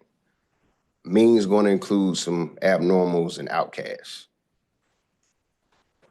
Whereas that average would include those, and it wouldn't give us a good point to compare our individual rise or fall as a property owner. So that is all that I have for you. Any other questions? Thank you all for allowing me to present for you, before you. Well, just real quick, I don't know if this is the appropriate area to ask. I know you're reflecting what's happening. Are we gonna have any information? I don't even know if this presentation will cover it, but are there any things in there that would tell us why these things are happening?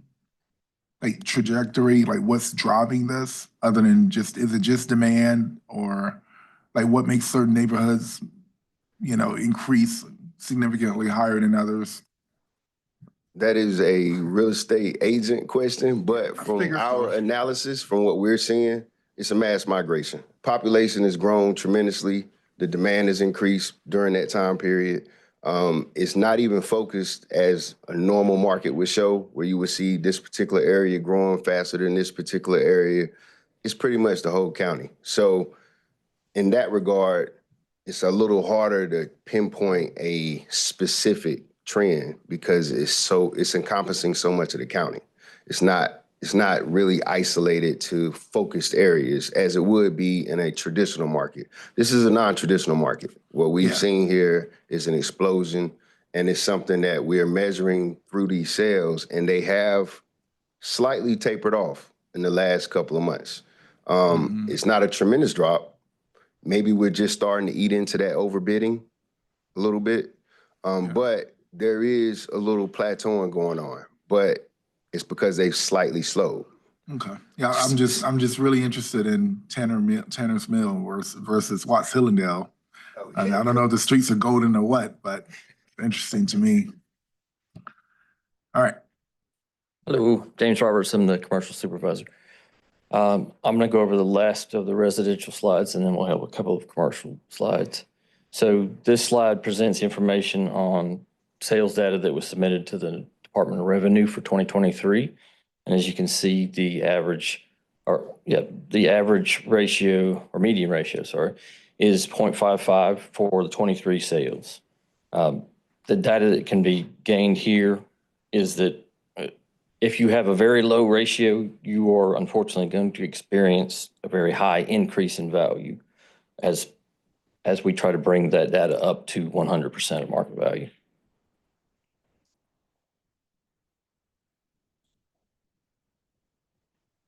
So here's our commercial data from 23. We have a median ratio of 0.53. Again, as with the residential, our sales at the lower end have a lower sales ratio, and the sales at the higher end have a slightly higher sales ratio. So the lower sale value properties will increase more during this reappraisal. And a few highlights of our most common occupancy types. We've all heard about office and the struggles there. We're doing a little bit better than the national average. We've had high rates and we've seen some improvement recently. Values aren't going to be where they were in 21, but they are going to be about $15 a foot on average higher than 2019. Retail for 2019, we were about $50 lower, so we'll see a $50 bump on average sales price for retail. Multifamily is experiencing a boom in unit construction. It's about double this year as to its normal average. It's about 6,600 units. And we usually do about 3,300, so that is driving the vacancy rates higher. That will put downward pressure on rental as these complexes try to entice people to move in. They'll have lower rental and they'll have all kinds of discounts associated with that. What we're seeing is about a $40,000 jump per unit from the 2019 numbers. Industrial, we're also seeing an increase of about $50 a foot from 2019, and hospitality, which is hotels and motels, we're seeing about a $7,000 increase per room. And the Triangle is actually the best market in the state for hospitality.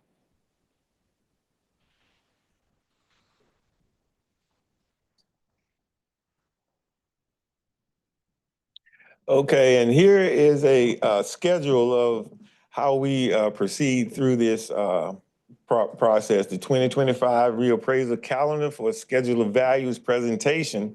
And, we have the schedule of value. That is the book that tells us how to value the county. And that has to be approved by the commissioners. It has to lay open for the public to view and to make any complaints or comments that they choose.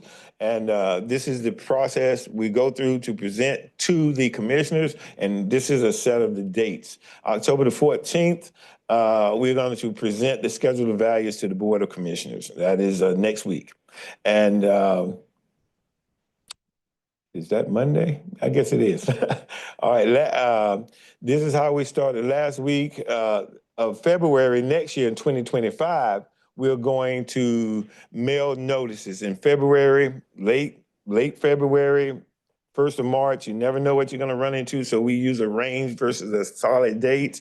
So we would do that in the last week of February in 25. And then March the 3rd, we will start receiving appeals, because once we send out the notices of change of value, you have 30 days from that date of that notice to put in for an appeal if you disagree with that value. And we would ask that if you are just appealing to be appealing, please don't.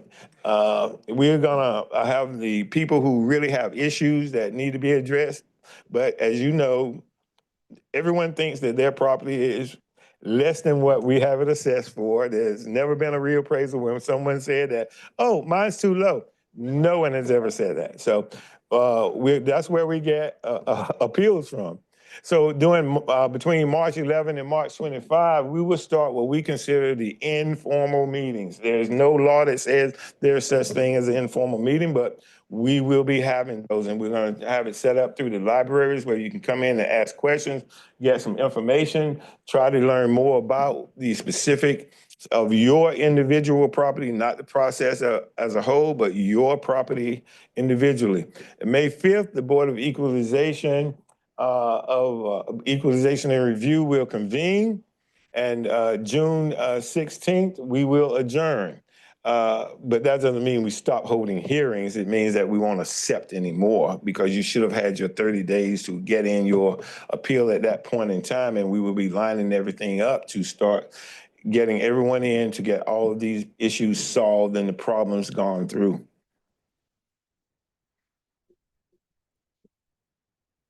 The 30 days mandatory? Yes, that's state law. Okay, and Kiara has the hard stuff for you all. All right, we're gonna get into the programs to assist with tax liability.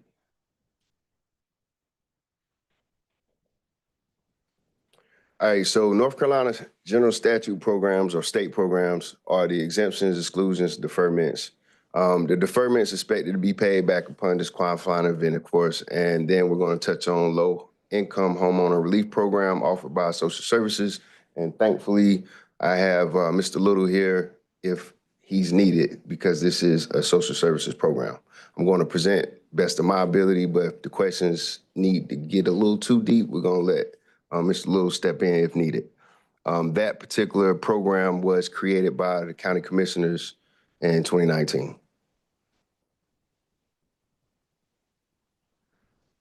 Tax relief programs, the 3 state programs that are administered through the actual tax administration are the elderly and disabled homestead exemption, the disabled veteran exclusion, and the circuit breaker elderly disabled deferment program. All right, so the elderly and disabled homestead exemption is, of course, need to be 65 years age or older.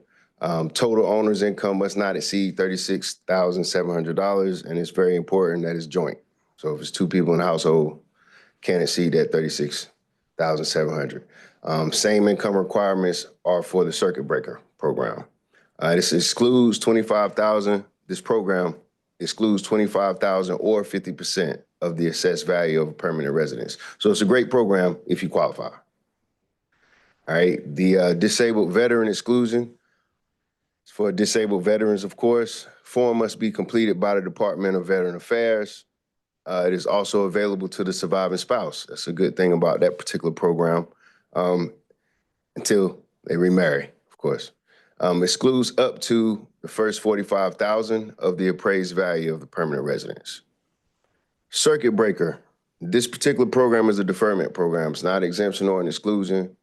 So that's a little twist to this particular one. Circuit breaker elderly disabled deferment program, 65 years of age or older. Again, this one's different because it requires a new application every year. Those first 2 is continuous. This one needs an application every year. All right, and you'll notice that when we see one of the next slides, a little chart, and it'll show, you'll see a little representation and how that affects things when you have to apply every year. Limits the amount of the annual property taxes on permanent residents.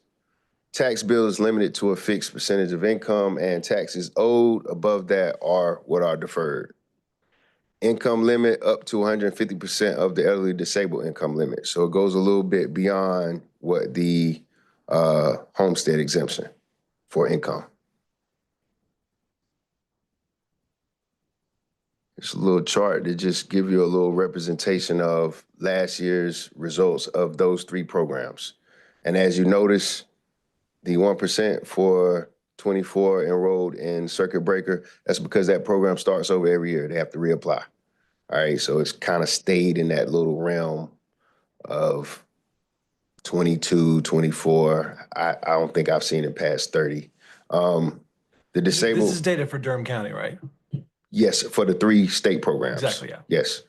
And this is as of 23, 24, so last year's performance. Are these statistics total participants? Is this number of people or is this households? Households. Okay. Yeah. And this is actually, when you put that in perspective, it's 126,000 parcels in Durham.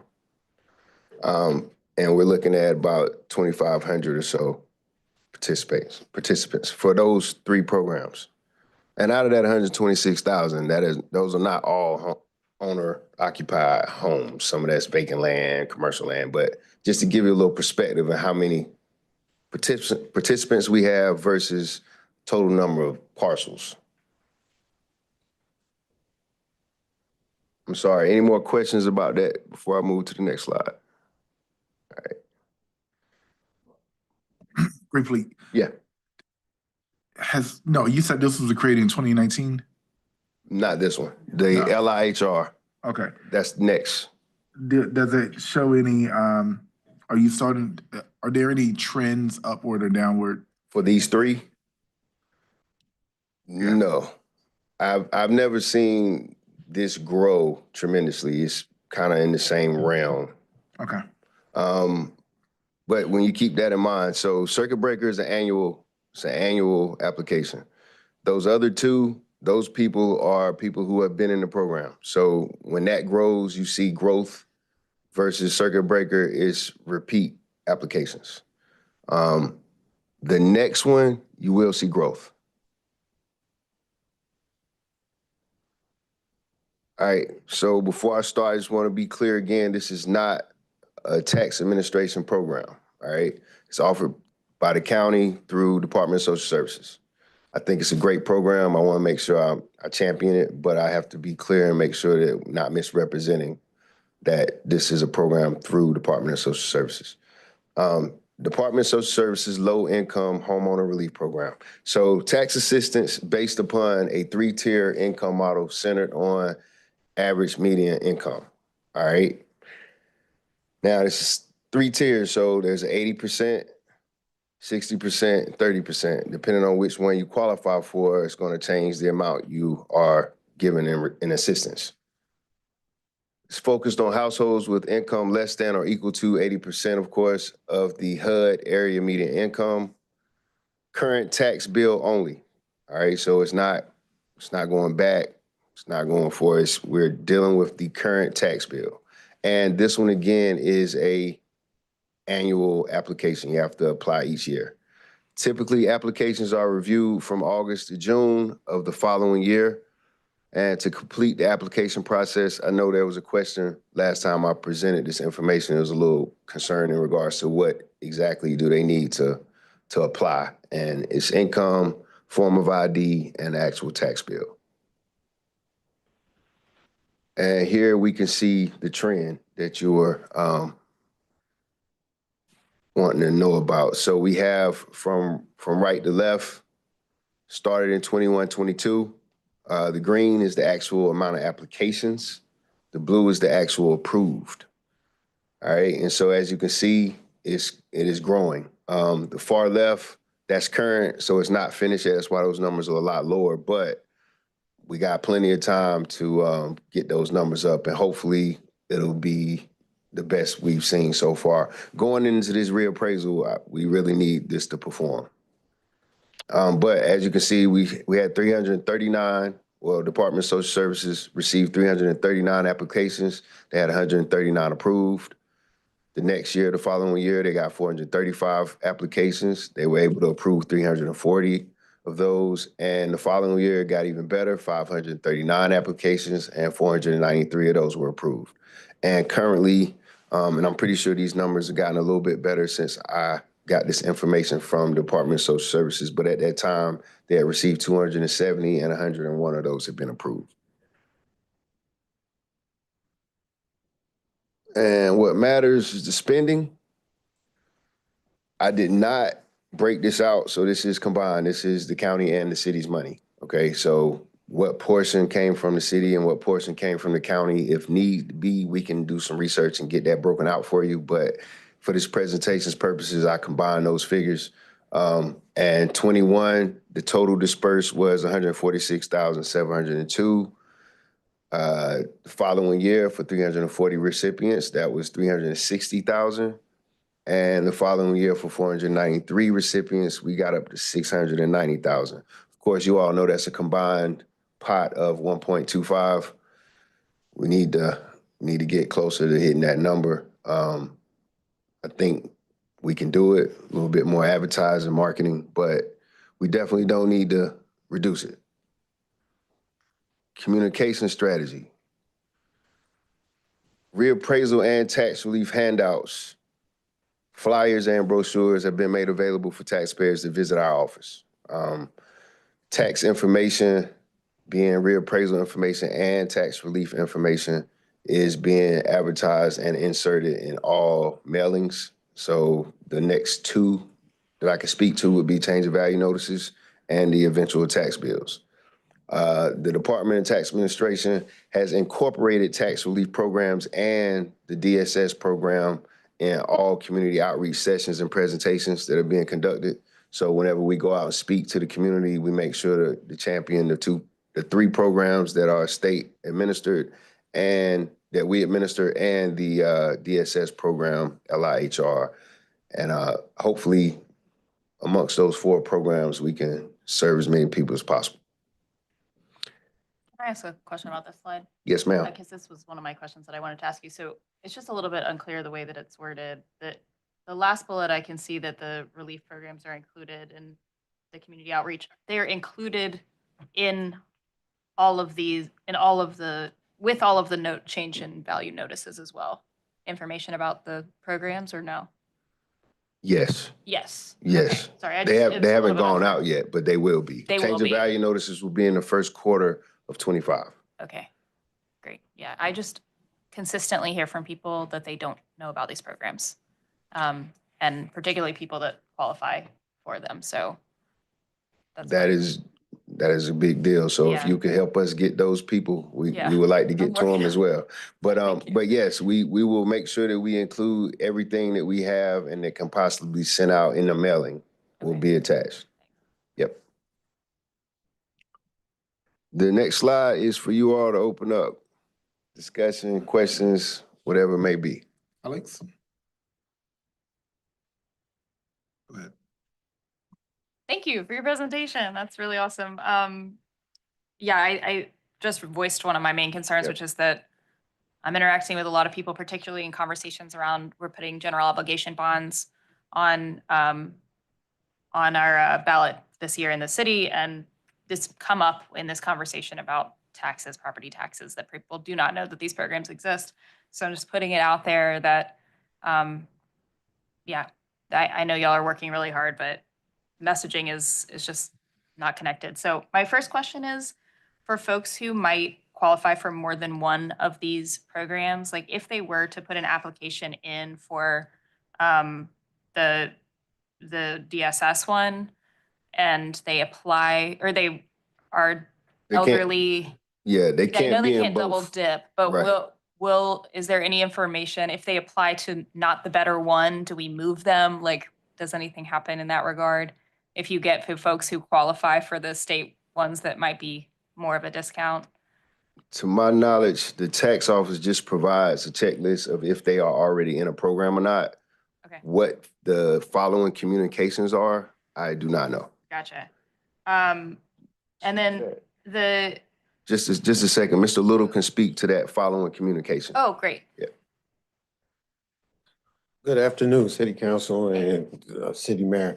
Regarding that, we do get information from the county tax office. We do not have that discussion about, we just allow them and let them know that they've received the subsidy for another program.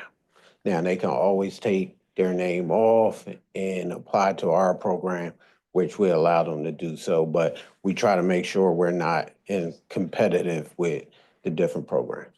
Yeah, I mean, I would imagine we want people in their correct, getting the correct pot of money, or assistance, not money, but, we talked about the timeline for the DSS one. The statutory ones, the state-run programs, are they also open for the entire year up until the end of the fiscal year? Do they also do what was it, July to August or August to July, I guess makes more sense.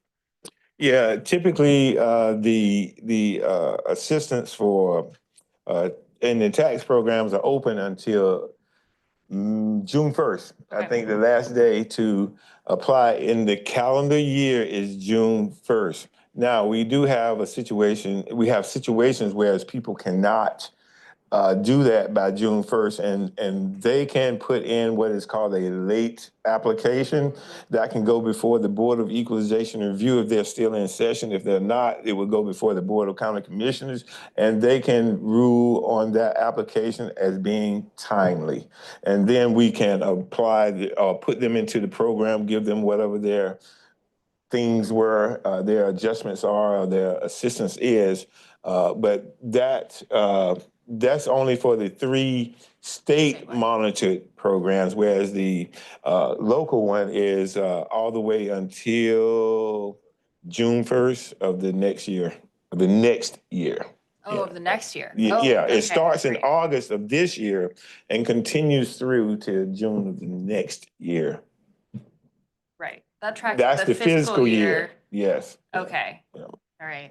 I have visited the website and I've looked at the programs. It is a little unclear on the website too, how to get your application and when to get it in, I think is a little bit unclear. Yeah, I spent some time on it. I thought it was a little bit hard to find. And particularly with distinctions between the programs, so. Okay. I had a question about one of the slides going back to, sorry, let me scroll back.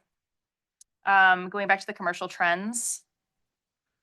And we talked about, yeah, so yes, that one. So on the very first one, the vacancy rates are high, but have improved. And then it says values have declined, but average sale prices are $15 higher. Could you just explain that sentence to me one more time? So we saw a spike in values in 21 after COVID had subsided, the issues with no one being in public and nothing selling. After that started to subside, we saw a massive spike in sales, and in office prices, we actually had an increase that we did not maintain. That value has dropped since 21. Oh, I see. So we kind of peaked, it's Right. gone down, but overall it has increased overall. Okay, Right. thank you. That makes way more sense. I think that is most of my questions. I'm wondering, maybe this is a complicated issue and we just went through I think the statistics y'all did a great job presenting them, but I think that they're a little bit tough to digest and also to regurgitate to the public. And I'm wondering if you can just sort of give us an easy way to communicate, what is the impact for residents with this reappraisal? What does it mean for them in a less statistical based way, in a more easy to understand? All right, let me try. Thanks. I'm gonna try. I know, right. it's an ask for sure. Yeah, no problem. All right, so use me for example. My tax value is $230,000, but my house is not worth $230,000 anymore. The reappraisal is gonna cause my tax value to reflect what my house is worth January 1, 2025. That's the easiest explanation. An example would be When I purchased my home for $230,000, tax value was $196,000. A reappraisal took place, my tax value became $230,000. Another reappraisal is about to take place. I haven't sold my home or bought a new home. It's the home I paid $230,000 for, but my tax value could possibly be $450,000. Now it's scary because I went to the bank, I got pre-qualified, pre-approved to buy a $230,000 home, not a $450,000 home. So that's the scary part. But that is a reflection of the market. That's not a tax value thing. Tax offices follow the market. They don't create value. All right. So if that example, going back to my property, paid $230,000, 4 years later, a house across the street from me sold for $360,000 and it was smaller than mine. So I immediately knew I'm in trouble. All right.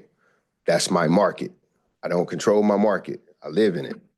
My market increased from me paying $230,000 for a house in 2017 to a house directly across the street from me selling for just 1,000 square feet smaller than mine, selling for $360,000 4 years later. And so here we are a few years past that. If a house 1,000 square feet smaller than mine sold for $360,000, where does that put me? So, I mean, I don't know any simpler way to break that down, but it's a matter of the market. The market is moving. Whether it goes up or down, we are stuck with 2019 tax values until the next reappraisal. We could have been doing this reappraisal and the market crashed and we were going to capture tank values. Unfortunately, the market went the other way, and it went the other way in a way we've never seen before in Durham. But I don't know another way to explain the general concept of the reappraisal. No, that's really helpful. Thank you. I want to make sure, because I don't want to get bogged down in numbers. I want to make sure that as people are listening to this meeting, they sort of understand what we're talking about. And that was a great explanation. So, Yeah, it's a scary thing to try to take in. If I didn't do this, I wouldn't understand a lot of it either. thank you so much. So just, Yeah. and colleagues, I'm coming around, but to her point, a person that is, they haven't retired yet. Mm-hmm. They're 63 years old. They've had the same job for, I don't know, the last 10 years. They don't see a raise coming in the near future. And again, they haven't retired yet. They live in that house that you live in, where the 1,000 square foot smaller across the street just sold for X amount. So their income is not moving, but what they were paying in taxes is going to increase. Yes. And I guess what I'm trying to understand is I'm trying to capture that demographic and what may happen to that demographic. Like, I mean, do they have to find money or something? Well, we hope that they can qualify for one of the 3 programs. One of them doesn't have an age limit. So hopefully they can find assistance. The tax office is limited in regards to our ability to create programs. We can't. But we can provide the data to those who can try to come up with ways to help serve the public. So we don't mind giving as much data and as much information as we possibly can to help people kind of be able to figure out ways to be creative and find some ways to assist, because this is real. You're talking about some of my family members. All right. Mm-hmm. So this is real, but these increases are real and we've watched them happen for the past 6 years or more. So we're just it's finally about to affect us with the reappraisal. Yeah, this is going to be great for some. It's going to be horrible for some others. Before I get to questions, Director Thompson, I think we're going to have to spend some time together to figure out how we can really simplify and communicate this out to the mass public, just so folks can take advantage of these programs. But let me come back around here. Councilmember Baker. I'm sorry, Councilmember Cook, were you done? Okay. Councilmember Baker. Yeah, first of all, thank you so much for coming over to City Hall and giving us this presentation. Of course, the appraisals are going to go up, the appraised values are going to go up, and then the property tax percentage will go down. The rate will go down. So we often compare different property tax rates between different communities, and that's sometimes almost an arbitrary comparison unless we are also a more complete picture would be if we're including the sales assessment ratio, right, as part of that comparison. So the tax rates will go down, but some households' bills, total bills will go up, and some will go down. And can you talk a little bit about what you think are some of the determining factors between the households that may end up seeing rates go up, total payments go up, and some going down? Are you describing revenue neutral? It sounds like that's what you're describing. Yeah, I'm bringing in revenue neutral. Yeah. Okay. So yeah, because we don't have any say so or ability to dictate tax rates. That's not part of it. We're just focused on value. But yes, hopefully, I say that cautiously, but you would expect if value goes up that the rate should come down. We don't have control over what that rate does or doesn't do. But it sounds like what you're referring to is revenue neutral. Mm-hmm. And that's a benchmark. That's a rate that kind of shows you what the rate would be to capture the same revenue as if there was not a reappraisal. Okay, so that particular rate, though, commissioners are not held to using. So they do need to see it. And it's something that they do see, but we don't have any, control over what's used or not used. To speak to what the piece you're missing, it sounds like you're trying to figure out what's the tilt in that revenue neutral. And it's about the average percent of change across the whole county. Yeah. So that's the actual anchor that dictates, where that threshold is in regards to whose value stays kind of close to the same, whose will rise, and whose will come down a little bit. All right, but that only applies if revenue neutral is used, if that tax rate is used. Yeah.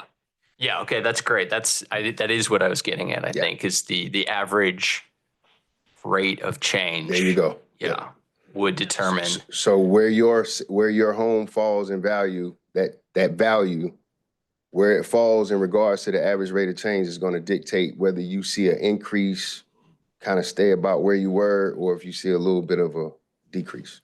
And I think I might be thinking a little bit of a step further, and we might need to bring in some folks from a grad program or something. But what are those are there certain characteristics of neighborhoods where we might see the average rate of change be higher versus other neighborhoods where we might see the average rate of change be lower? Where are people going to be experiencing that? And my gut tells me it's going to be folks who are living in rapidly gentrifying neighborhoods that might see the average rate of higher than average rate of change. Do you think whoever's above the average rate of change is going to see the biggest increase? And if that is definitely going to be dictated by the biggest difference in sales. So if these gentrified areas are the areas where the prices have exploded more than others, they are above that percent of change. Yeah. So as the mayor pointed, you live in that house, and the house across the street has been torn down and rebuilt, to McMansion, you're going to be in that category. Okay. Yeah. Yeah. I'm curious about commercial properties and the methodology. Talked mostly about residential, but I'm curious a little bit about let's just talk about multifamily. Is that based also on sale? And also, is there can that be depreciated? Do owners of multifamily depreciate the value of their properties differently from single family? We use depreciation. We use all three approaches to value. So it's going to be the sales approach, cost approach, and the income approach. Of course, with commercial, you're going to see more income, but I'll let the commercial specialist speak to that. So yeah, we on multifamily, as you asked, they are all assigned a depreciation schedule. We use the same schedule across all of our occupancy types in commercial. So they, based on year built and then how they've been maintained, they'll have depreciation rate on that property. We also, as Kiara mentioned, we don't just look at sales. We'll have income. We have an outside group that's assisting us with data and analysis for income. When we appraise property, the three approaches that you mentioned are the cost, income, and sales. And we put, large emphasis on income and sales when we do commercial properties. Ones like multifamily are often sought after specifically because of the income they generate. So that is why we put a lot of emphasis on the income approach. Okay. I'd be curious to get more information about the depreciation schedule, if that's possible at the point. Yeah, thank you. So you talked a little bit about the fact that property owners can appeal. I'm curious if there's public information that's available after that happens of who is appealing, sort of demographically or location wise within the city, who is creating those appeals, and are there appeals being accepted? And I'm just asking that because I'm sort of suspecting that certain demographics might appeal at higher rates than other demographics. So we'd probably see a correlation between higher values. Do you think that's accurate? And also, is that information made available? We definitely track that information. I can't say that it's actually published anywhere publicly. The hearings itself are public, so they're not closed session hearings. We have open hearings; those are public forums. We have people that appeal every year, whether it's a reappraisal year or not. And then we do have people who've never appealed. Yeah. So the interesting thing about appeals, if you appeal right now, you can't because the deadline's passed. But technically, let's say you appealed in 2024. You're appealing 2019. You're not appealing 2024. That's the important thing to remember. So the important time to appeal is during the reappraisal, right after the reappraisal. The further you get away from it, it's an emotional appeal because you're not looking at 2019 anymore. You're thinking about, I just refinanced last month and my value's now this, so I want to appeal because I'm looking at my tax value. We're still looking at January 1, 2019. So when we have this reappraisal, we're going to be looking at January 2025 until we get to the next reappraisal. So if it's 4 years, at the end of 2028, if you appeal, you're appealing 2025. You're not appealing whatever we're living in 28. So if I appeal in 24, I'm appealing 2019. I'm not appealing what I'm living in right now. So that's the important thing to remember about appeals. But speaking of something you mentioned, I think you said if they're approved, every taxpayer has a right to appeal their property. It's not a approve or decline. When you appeal, we take that appeal and we review the property. Now, whether you get a reduction or not, that's going to be based on what types of, if we can find anything wrong with the listing itself, we're going to do sales analysis based on the reappraisal date. And if there's anything that we can discover during that process, you could get a reduction, it could stay the same, or it could go up. Appeal could cause value to go up. It's not something that we like to do, but if you appeal something, you appeal your property and your basement's fully finished and we have it semi-finished or unfinished, when you appeal, we're going to correct the listing. It's not about your value, it's about correcting the listing. So you might not know that something's to your benefit, you appealed, and now it possibly could hurt you. But that's not normal. It's just, I have to make sure I mention that because that's part of an appeal process. If you appeal, one of three things is going to happen. It's going to go down, stay the same, or go up. Because it's about correcting the listing. You're not appealing, theoretically, you're not appealing your value. You're appealing this particular listing. We appeal because of our value, but we're correcting the listing. Do some people ever provide their own appraisals? Yes, that's a good practice. We don't require that because that's costly, but it's a good practice if you appeal to have an appraisal. I want to bring up one quick point back to Ms. Cook right quick. I'm gonna take next question, but we have this is an actual tool on the website to help people see if they qualify for the tax relief programs. This might go back to your original question though. They don't know about it, they're not using it, but this is on the website under property tax relief. And it's supposed to help people figure out what's the best program for them and if they qualify. Yeah. Yeah, and also if you don't mind just sending us that link, because I can't see it. Oh, yeah.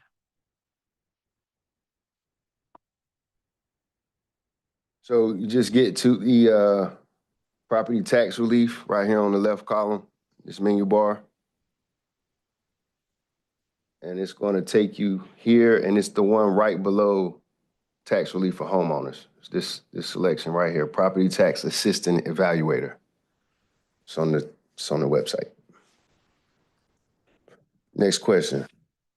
I'm coming around just a second. It might be a question for the acting manager. Is there any, again, this is not policy, it would be more so practice. Is there any graphics that could be put with this, or like we could create a separate website that directs to this, durhamtaxes.com or something that may make it, well, not .com, .gov or whatever. Are we talking about the evaluator? I'm talking like these tools, I'm just thinking about how we're going to communicate what's coming to people for the sake of information, the sake of, reappraisals or. So it's a direct link. I mean, it's www. Well, you can take that off. Just do dconc.gov/tax. That'll take you right to the place where all of this information is. The reappraisal information, tax relief information, the actual tax assistant evaluator. If you're trying to figure out a way to get it more accessible than that, I'm all for it. So let's figure out, put it on your website or. Yeah, I don't know if you've seen our website. It's just so, government websites are so much information that it's just really intimidating. So. Yeah, I'm open to any suggestions to make this more accessible. All right, back to you. Can I just follow up? Doesn't our water bill still include all of this information? I feel like it does. I feel like every month it goes out. It's in there. Cool. All right. Will you finish? 2 more questions. All right. Second to last question. How much does it cost to conduct a reappraisal? It varies. Depends on what you're doing. If you're doing an internal reappraisal, if you're paying a contractor externally to perform the actual task, but they can be costly. It could be $3 million, it could be $1 million. Okay. So we'll just say, I mean, that's just something that needs to be thought about when shifting from 6 years to 4 years, right? Yeah, it's something to be thought about, but I believe it's pros and cons to each approach. Right. All right, so externally was 19 and 16, 25 is internally. 2008 was internally. So we've done both in Durham County. All right, last question related to the DSS, the Low Income Homeowner Relief Program. Thanks. So let's say someone is in a $100,000 house, they're above average rate of change, and they qualify and they're part of the program, and it goes up to $250,000. Will they get an increase in their in the grant that they receive? Let's say they're on a fixed income. Will that be covered? That's, if I'm not mistaken, that program is based off their income. It has nothing to do with the value, if I'm not mistaken. Correct. Yeah. Yeah, it's based on their actual income and not the value of the home. So we have tiered it and we have adjusted the program since the inception of the program. So every year we try to look at better ways to make the program fit the community. Last year we didn't make any changes because of program grew so much. So we'll continue to look. We also work with Duke University as a collaboration, so they have done some research for us for the last 2 years, and we'll continue to work with them to see how we can make the program better. The last 2 years, we have included some case management for seniors to help them get patched into different referrals in the community any way we could possibly help. Yeah, I think that's one of my main concerns coming out of this is the above average rate of change, which we think could potentially be disproportionately in rapidly gentrifying neighborhoods where probably a lot of people qualify for the DSS program, and they will not receive an increase in the grant from the DSS program. So they might see a pretty substantial increase in their tax payment, but they won't qualify for a larger grant to cover that. Yeah. Right. They're not getting more money to cover that. And let's say they're on a fixed income. So just is that, I'm not sure where to take that, but I think that's just a concern coming out of this. And is that something that you can look into and that we can work on is helping to cover that difference in what people who qualify already today would need to cover following the reappraisal process. Yes, every year we look at the close of the program, how we can make the program better, what changes that could and need to be made. And we go through the county commissioners, the DSS board to make those changes. Okay, thank you. I'm going to put a note in there because I'm going to come back around when it's my turn to ask the continuation of that. Councilwoman Caballero. Yeah, thank you so much for this presentation. I just had questions on the state relief programs. So I get that and I'm trying to find my slide. I get that there's one that's the circuit breaker that you have to apply every year. It's not automatic, I guess is what I'm trying to understand. Anybody who is going to, even if they don't have to renew every year, it's not an automatic, like you've hit an age, you automatically qualify, it's done. No, it's Okay. it's an annual process because the income has to keep being So reviewed. have you all done, because this then comes back to us as we don't have control over this, but we certainly have relationships with and we understand the climate we're in. But in South Carolina, my understanding is it's automatic. If you are over 65 years old, it doesn't actually matter what your income is. You just get relief and it just happens. And so I would love to know, That's a I would state- love, that's a yeah, I state understand it's a issue. state. I know where the lever of power is. What I'm saying is what I would love to see are what are the other state programs? And if you all could provide that information, if you've done that analysis yourselves around programs that work better so that we as electeds can start lobbying our delegation.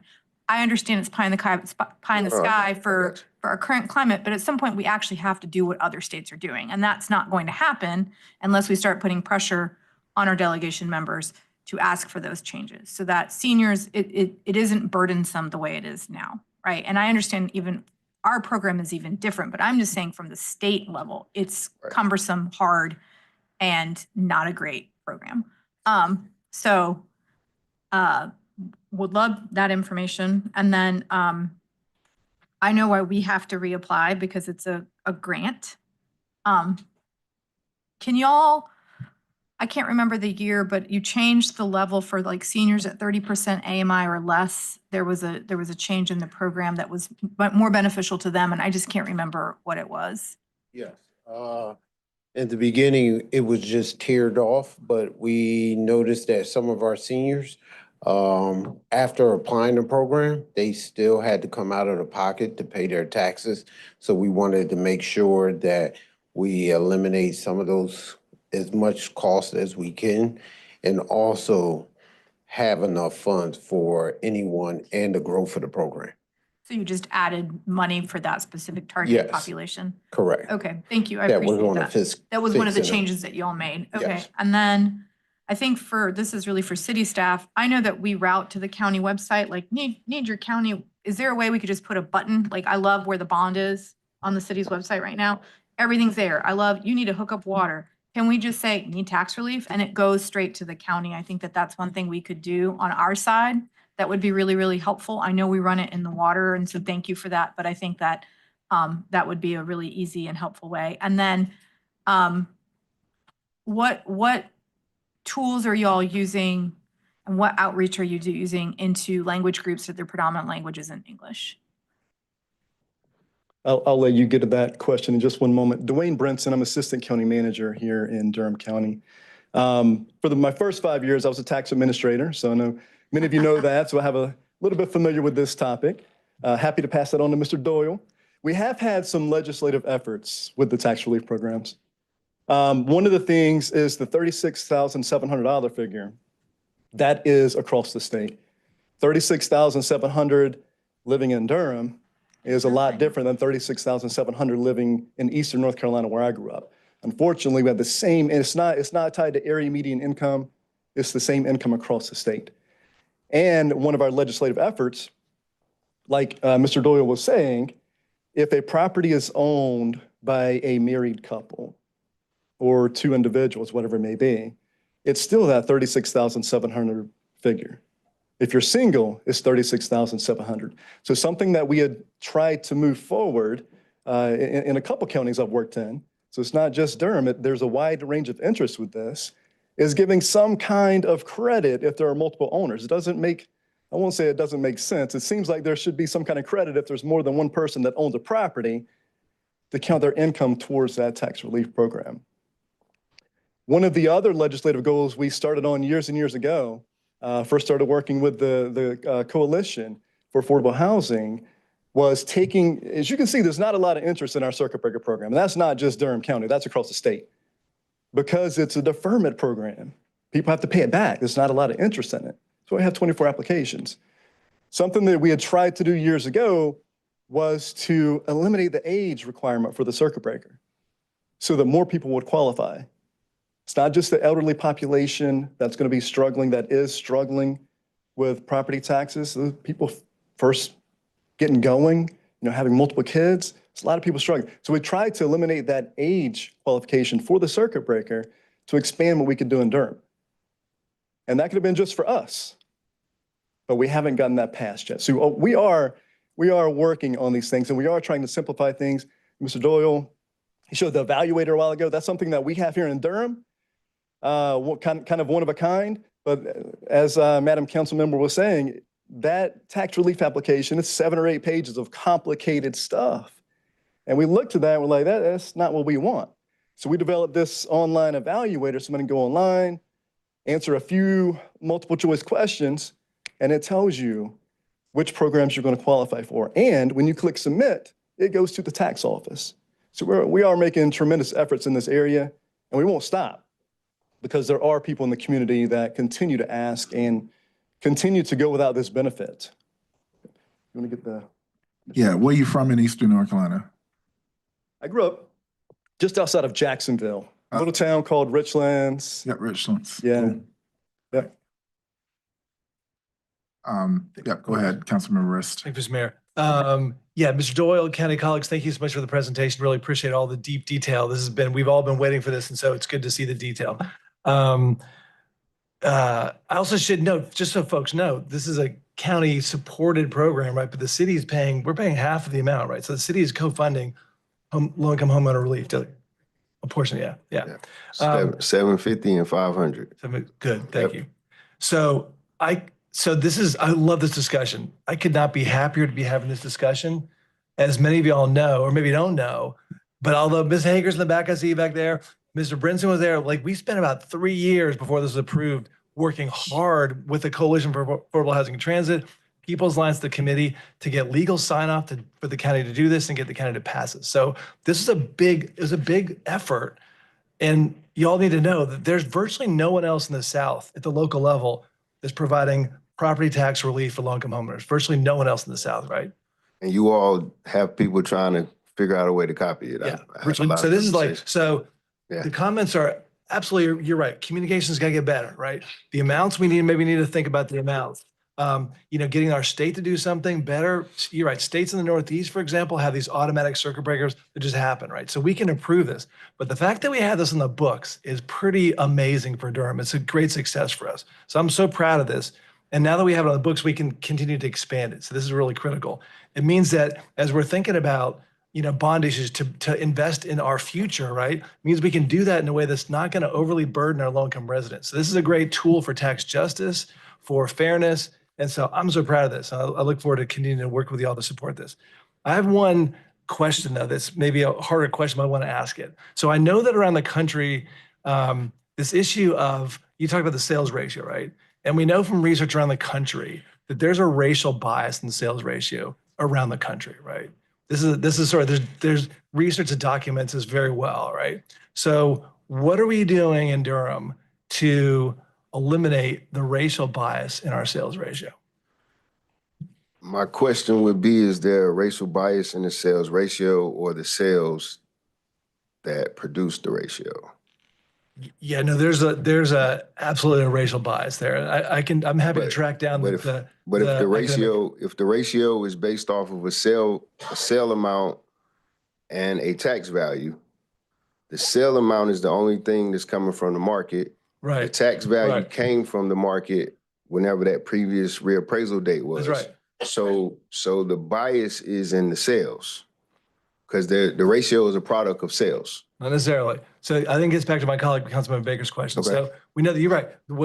Absolutely agree that what you're doing is you're setting the property tax value based on the market, right? Right. But we also know there's an appeals process, right? Right. And some people are more likely to appeal than others, right? Some people have more resources to do that. We also know that some people are more likely to succeed than others. And so that's what in the end, that's what academics have documented, that when in the end, what people pay, the sales ratio, there's a racial bias there. And I'm happy to get the academic data because it's pretty voluminous. I don't think that's that's a dangerous generalized statement because you're saying that all offices act the same in regards to how they evaluate once somebody sends in an appeal. So when our office receives an appeal, there are no demographics attached to that other than the address. And that address is going to be attached to a market, and we're going to look at the sales from that market. There's not a lot of room for your own biases. Right. No, and I'm not saying that our process is somehow has a racial bias to it. I'm just saying the impact around the country. And again, this is like large data sets that looked at property taxes for homeowners, black and white, that there's a racial bias in our in the sales ratio. So. I can imagine that there's a difference in regards to who actually is aware that they have a right to appeal, who actually goes through the appeal process. Who succeeds in the appeal then, yeah, right. The succeed part is questionable because, like I said before, an appeal can go up, stay the same, or go down. It's not a lot of demographics associated with that decision because we're going to look at that particular appeal. We're going to look at the information we can pull from the market to support whatever the value is adjusted to.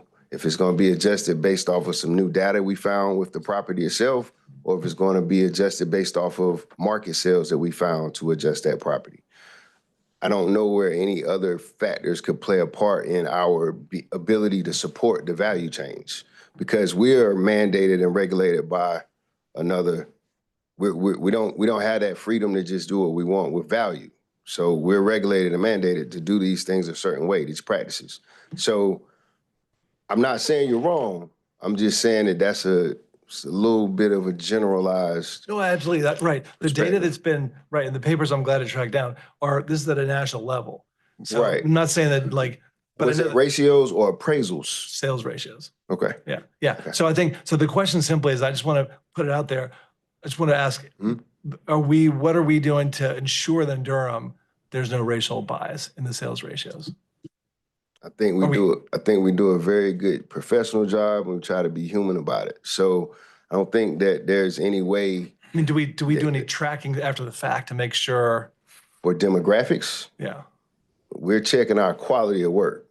And we're doing that with all of the tools we kind of just went over a little bit with the COD, with the sales ratio itself. And we are studying these analytics every year, not just in a reappraisal year, but specifically to focus in on racial bias or any other types of demographical things that we could kind of try to use prejudice in. It's all analytical based off of the data that we're looking at, which is sales. Once you appeal, we do get into looking at that specific property and seeing if there are any inaccuracies, any things that we can do to change those values. When you start talking about the ability to win an appeal, so there's different levels. So you're gonna meet with an appraiser. That's the initial part of your appeal. If that can't find resolution, you go to the Board of Equalization and Review. That's a neutral board full of real estate agents, appraisers. They're gonna hear the case. They're gonna decide whether they believe there's any reason for a reduction, increase, or stay the same. And if the taxpayer still isn't pleased with that result, they have the right to take it to the PTC. That's a state level, Property Tax Commission. So when we start talking about, identifying some of these biases, there are a lot of different levels to go through. And doing that takes time and resources. Right. That's the whole point. Again, I'm not suggesting in any way No, I got that you. our processes, but I think that outcome nationwide is a racial bias in the sales ratio. So very quickly, to add on to what Mr. Doyle said, I think to grow, you have to be vulnerable. So in Durham County, back in October of 2021, a number of us, actually, I think all of us here, partnered with the UNC School of Government to look at our appeal rates from the 2016 and 2019 reappraisals. Here's our data, overlaid with census information. How does this work with any racial bias, any income bias? And I can send this out to the council broadly. We can post on whatever it may be. It's out there. And it's interesting, Mecklenburg County followed up with the similar study as well. But 2016, 2019, it goes through and shows, actually within the blog, it gives a summary. It shows that race and property value appeared to have consistent impact on appeal rates. Those variables did not demonstrate a consistent impact on appeal results. So long blog post there. And part of the takeaway, why we wanted to go with the School of Government and looking at this and creating some action items is, well, what can we do, right? To your point, what can we do? And one of the takeaways is we'll get out in the neighborhoods, do some more outreach, find the property tax assistance evaluator online tool, try to really get creative in what you do and sharing information on, we tell people how they can be successful in an appeal. Not many counties do that. We give them the data. We have an online tool. Here's what's sold. How does this compare to your neighborhood? Here's how you should analyze. We tell them how to present a successful appeal because we don't want to be wrong. If we're wrong, we want it to be right.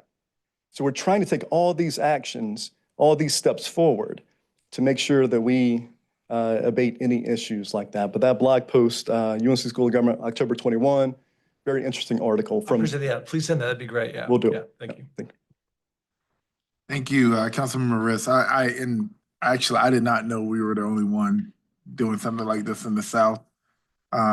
This is pretty cool. And this is also one of those areas where, just through the resources made available to mayors, like through the Bloomberg philanthropies and all of those resources, we could really hone in on. I know procurement is another one that I'm going to be soon working on. We'll just go and get resources to bring it back here to help bolster it. So thanks. Mayor Pro Tem. Thank you, Mr. Mayor. Thank you, colleagues. Thanks. Good to see all of you down the street and around the corner visiting with us. This is very quickly for me. Firstly, there's no more nonpartisan issue in our country than our taxes are too high. I don't care who you are. The energy is only matched by the notion that I want to resell what I bought for more than I bought it for. Those are the two polar points in which we all agree. With that said, this isn't our first revaluation. Durham taxpayers and residents says this isn't a new thing. They know it's coming. We've been through it before. And to one of my colleagues' earlier queries about how do we market this to folk, And I think you've kind of set the stage for it. One of the ways is just tell the truth. One, it's legally required. We have to do it. But I've found over the years when I've been in conversations with residents and neighbors about this, I remember one town hall in particular, I asked, how many people bought their homes hoping it would stay the same value forever? Not one hand was raised. Because it's a commodity, and many of my colleagues have pointed out, we treat housing as a commodity. Now, for that population that they just want somewhere to stay, this is forever home. I raised my kids here. I'm not trying to make a buck off of it. I'm going to say something about that particular swath of our population, but for the overwhelming majority, the term starter home in and of itself implies that this will not be my last home. And no one wants their starter home to be sold for less than what they bought it. And two of the ways you know that your investment is doing well is one, your tax value and comps in the neighborhood when other homes are sold. Even as you gripe about your tax rate going up or your taxes going up, that's one indication that when you're ready to resell it, you're probably going to be in a better position than when you bought it. And then, of course, market forces are capricious, but that's one of the indicators. And the other indicator, of course, is the comps, in your neighborhood when it's resold. So, I find when you talk to folk like that about what your intentions are with your home when you're ready to resell it, it kind of mitigates some of the tension in the conversation. And of course, we all agree that we don't want to pay taxes, but we do want to resell for higher amounts. The low-income homeowner relief program, I want to congratulate the county on how it's been going. I remember when we first delved into this, and to Councilmember Risk's point, the reason why the low-income homeowner relief program was invented, or came up, was precisely because of racial concerns, of what the impact the market was having, the blind market, Adam Smith's invisible hand was having on folk who were legacy, long-term residents of a community, had already paid for the house, but they couldn't repair it or couldn't pay for the taxes. So this intervention was precisely aimed at that swath of our population. And we talk about the navigability of the website. I remember one of the main concerns was some of these elderly folk don't use computers at all. So how do we penetrate that market? We had ambassadors going out door to door. We put stuff in our water bill. We targeted mailings, constantly us using our own bully pulpits to let folk know that there was help available. And the numbers have gone up. So the penetration is and your graph depicts that. The penetration numbers are getting better. These numbers are getting much better than our success in getting more people to vote in Durham. We try, our voting, other than presidential election cycles, it's usually 20 some odd thousand people to vote, no matter how many speeches we make, how many mailings we do, how many yard signs we put out. So this program is actually doing statistically better than our efforts to get people to fill these jobs up here. So while there's much more work to be done, absolutely, not just on improving the website, but exploiting things like the neighborhood ambassadors that we use, continuing to use snail mail, knocking on doors, every opportunity we get to trumpet the existence of this program, I think has been paying off over the years. So we can take a little bit of a short pause, short celebration, but still need to double down on our efforts to let folk know that there is help and to, aside from these state programs, to participate in our low-income homeowner relief program. So I just wanted to congratulate and first off, thank my colleagues, past and present, for partnering with the county and the advocacy group and the activist community that put wind in this sail so many years ago. But having watched this program evolve over the years, it's gotten better. It's only getting better each year. And I'll end here. It's we if somebody shows up with a briefcase full of money at grandma's steps, she paid $50,000 for the house. It's paid.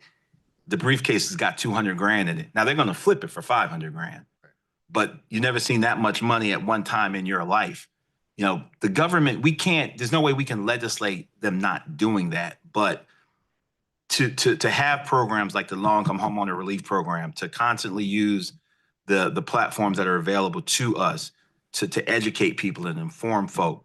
One of our biggest challenges as a government is people thinking we're more powerful than we actually are. And the low-income homeowner relief program was a direct result, a direct response to the realities of a market economy, but us not just resolving ourselves to it. We're at the creativity, the ability to find the Durham workaround, we call it, ways to still insert ourselves into a market economy, respecting all of those guardrails, but doing what we can. We've got a lot of work to do, but it has gotten better. So this is one of those pills you don't want to take, but you got to take it. The law says we've got to do it. But I'm very hopeful and grateful that we got professionals like y'all who have showed up today, leading us through this and leading our discussion in the city. So thank you so much. Good to see you all. Thank you, Mr. Mayor. I yield back. And that's a direct reflection of the hard work of Little and the social services. Thank you so much. Councilmember Freeman, did I go to you earlier? You good? All right. Again, I'm just glad to know we have a resource like this here in Durham. More the reason why I say things like Durham is dope, because we're dope. We do dope things. This is great. To what we were talking about earlier, about that person with the income that's been the same for a while and they're not reaching the retirement age, and you know things around them are changing, but their income is not. I know that there are employers that do that, you know. So I'm just out of curiosity. It appears that, because you did say that the allocated funds they would get out of this, I guess, grant, or well, the assistance that they would get, it's not based on their income, it's based on the rate. It is based on the income. I mean, I'm sorry, it's based on the income, not the value. Not the value. Yep. So I'm looking at this as a almost like an annuity, you know. So if it goes up, would it be within the policy realm to say if the rate goes up, their income stays the same? Are they able to capture that? If it goes down, it doesn't. Does that make sense? I think I see what you're trying to make sure that it's a way to not, you don't want flat. Right. You want it to kind of be adjustable. And that's some work that I'm sure they can speak to. Yeah, I'm just trying to see how we can, this is really complex stuff. So my brain is churning, but I'm trying to see the possibility of scaling with change rather than being a victim of stagnation. Yeah, I think that's a difficult. If it doesn't work that way, that's fine. But I'm learning here while asking my question. Yeah, so that's a difficult question, but I would say every year we look at the demographics, we look at the amount of people that apply, where they apply. We use all these metrics to help us make a decision on what needs to change moving forward. So the program has changed about 2 or 3 times.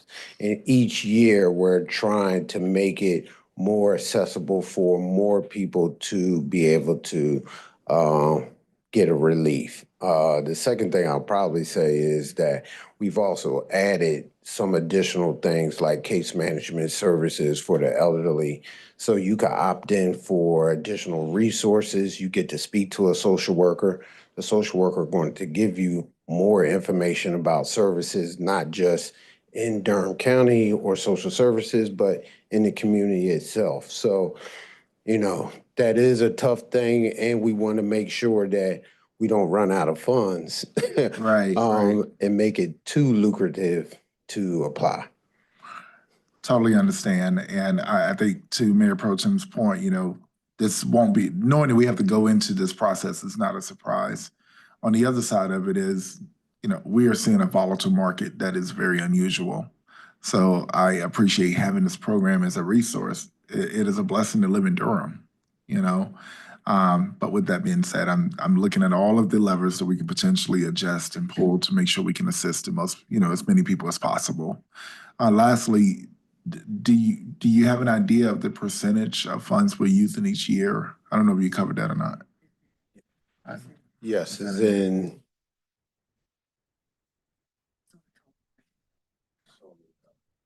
Yeah, so fiscal 23, 24.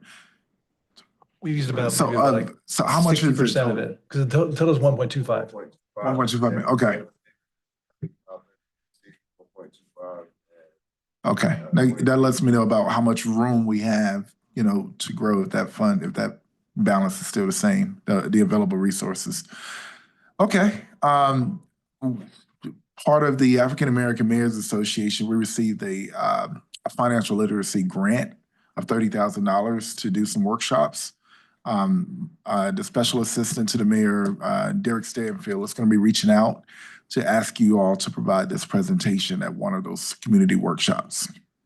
All right, thank you all so much. Thank you. This is rich. This is great. Thank you all so much. All right. And we have one last presentation before going into closed session. Colleagues, we have ordered some food. Oh, and we have a supplemental item. Yeah.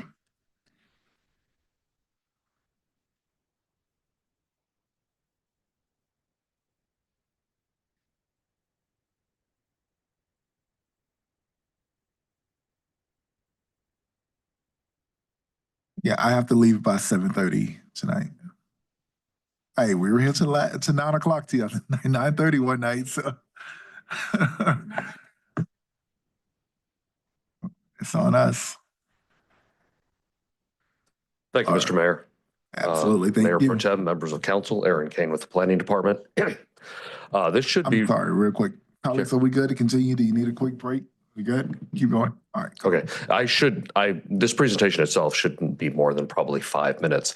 You just have a case coming before you on October 21st that we have not had this kind of case from our records in about 9 years, which I believe predates all of you on the council. So we just wanted to make sure, give you a little primer on what this kind of case is and what you're being asked to do on the 21st.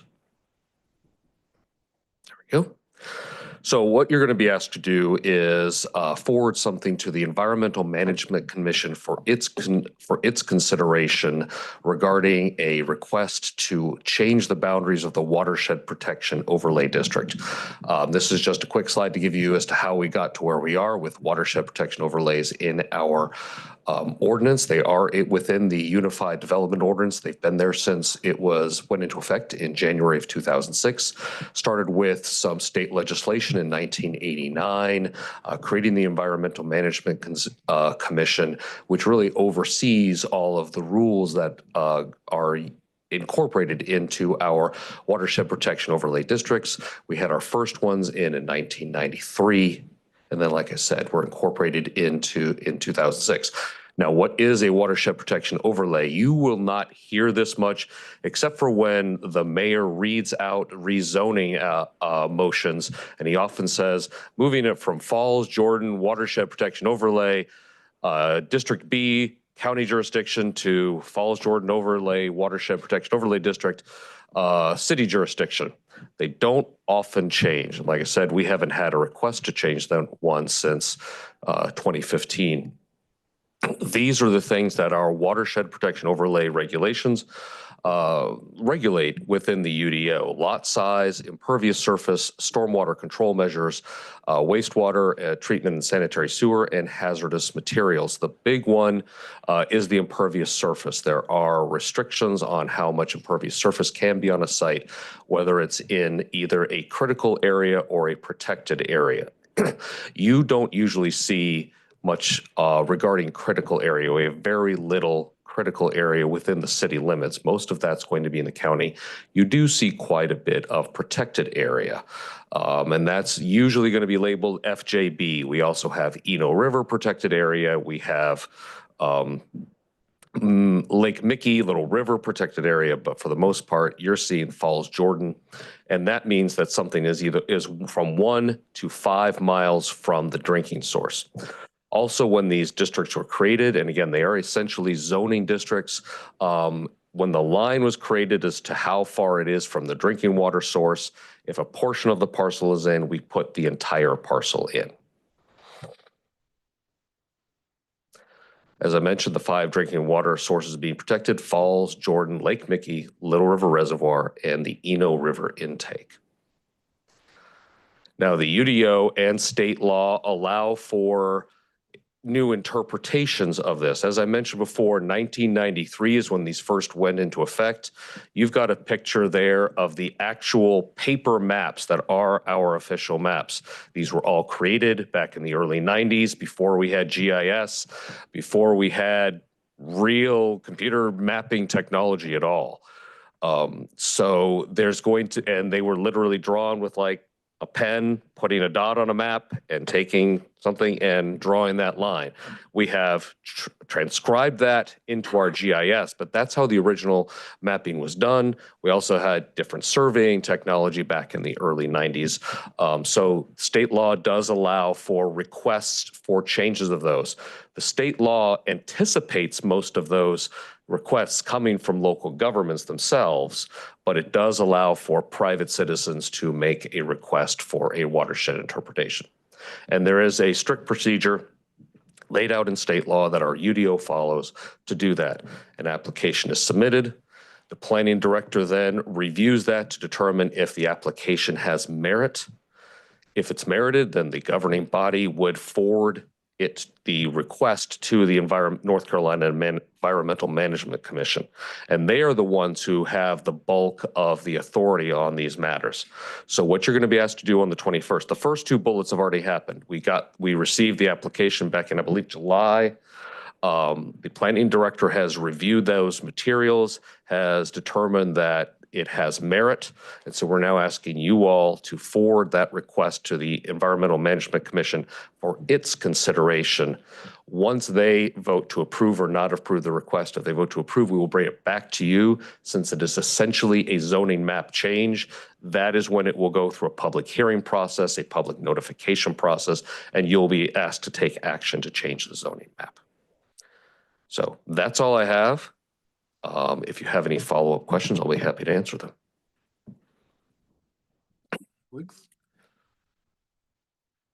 So what happens on the 21st? I mean, you've given us a presentation, so what more will happen then? There's an item, whether it's on general business or consent is up to you all, but there is an item. It's simply a memo with all the attachments. You're going to basically see something very similar to what you have here. It's going to be a memo with attachments with the application materials, and all we're asking you to do is authorize the city manager to forward that to the EMC. And so there's no other action being asked at this time. And so it sounds like the plan director has already determined that there is merit in this. That's correct. And so we're being asked to sort of affirm that decision, essentially, that there's merit in the case, to then send it on to the Environmental Management Commission. You're being asked, to allow for that to be sent to the EMC for its consideration. That's all you're being asked at this time. I'm having a hard time getting my attachments to load, so I just want to No worries. say that. Well, the application materials are going to be very large. There's a lot of Yeah, that's what I graphic was figuring. attachments that are very large in size. We have the application. What is y'all's process for determining merit, and do we have any documentation of that process? So the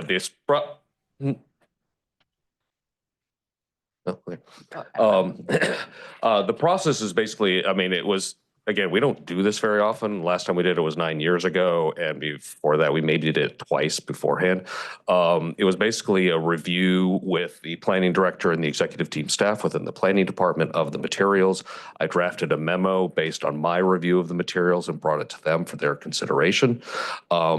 The main pieces of evidence are updated, sealed surveys demonstrating that the parcels in question are more than 5 miles from the lake. And isn't that partly in attachment D that we have in our Yes, packet? all those materials are there. Yeah. Yeah, I just can't load them. It just says something went wrong. So I'm going blind a little bit. So I mean, I guess I'm just curious about like how these things change. Like, So it's did not- the water location change? Like, what's going on? So I wouldn't say that it's water location change. I think there's two factors going on here. One, the surveying technology is much better now than it was 30 years ago, right? We just have much more precise GIS system, geographic information systems, computerized mapping than we did then. The second thing, and when we had conversations about this 15 years ago regarding the lake, the area around the lake is not, it's not real clear necessarily in some places where the water starts and where the land begins. And it is based on the elevation of the lake, right? The lake level does move. And so state law says that the normal pool of the lake is at a certain level, and you shall measure 5 miles from that point, where the lake is at that point, at that elevation, rather than where the lake happens to be where the shoreline happens to be on that. When we do the measurement. Yeah. Okay, so there's like an average as opposed to like, there's an average. We get sort of No, like, there's not. we get a level that's consistent for everybody to measure. So we're not. Right, yeah, and that's embedded in the state law that created Jordan Lake in the first place. And, okay. All right, I think those are my questions. It might come back to me. Remember?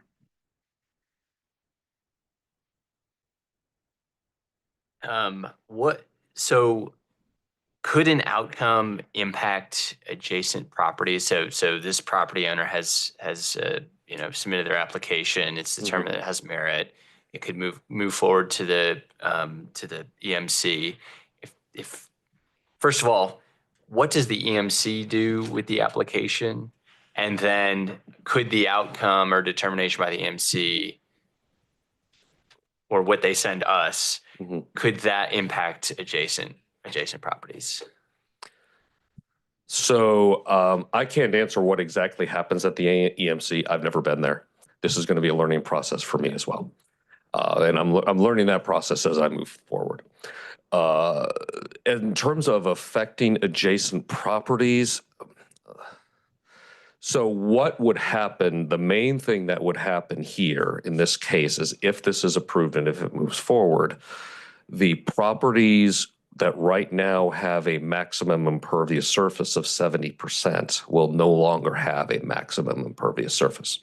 So they'll be able to cover more of the parcel with development or with whatever they're putting on the parcel.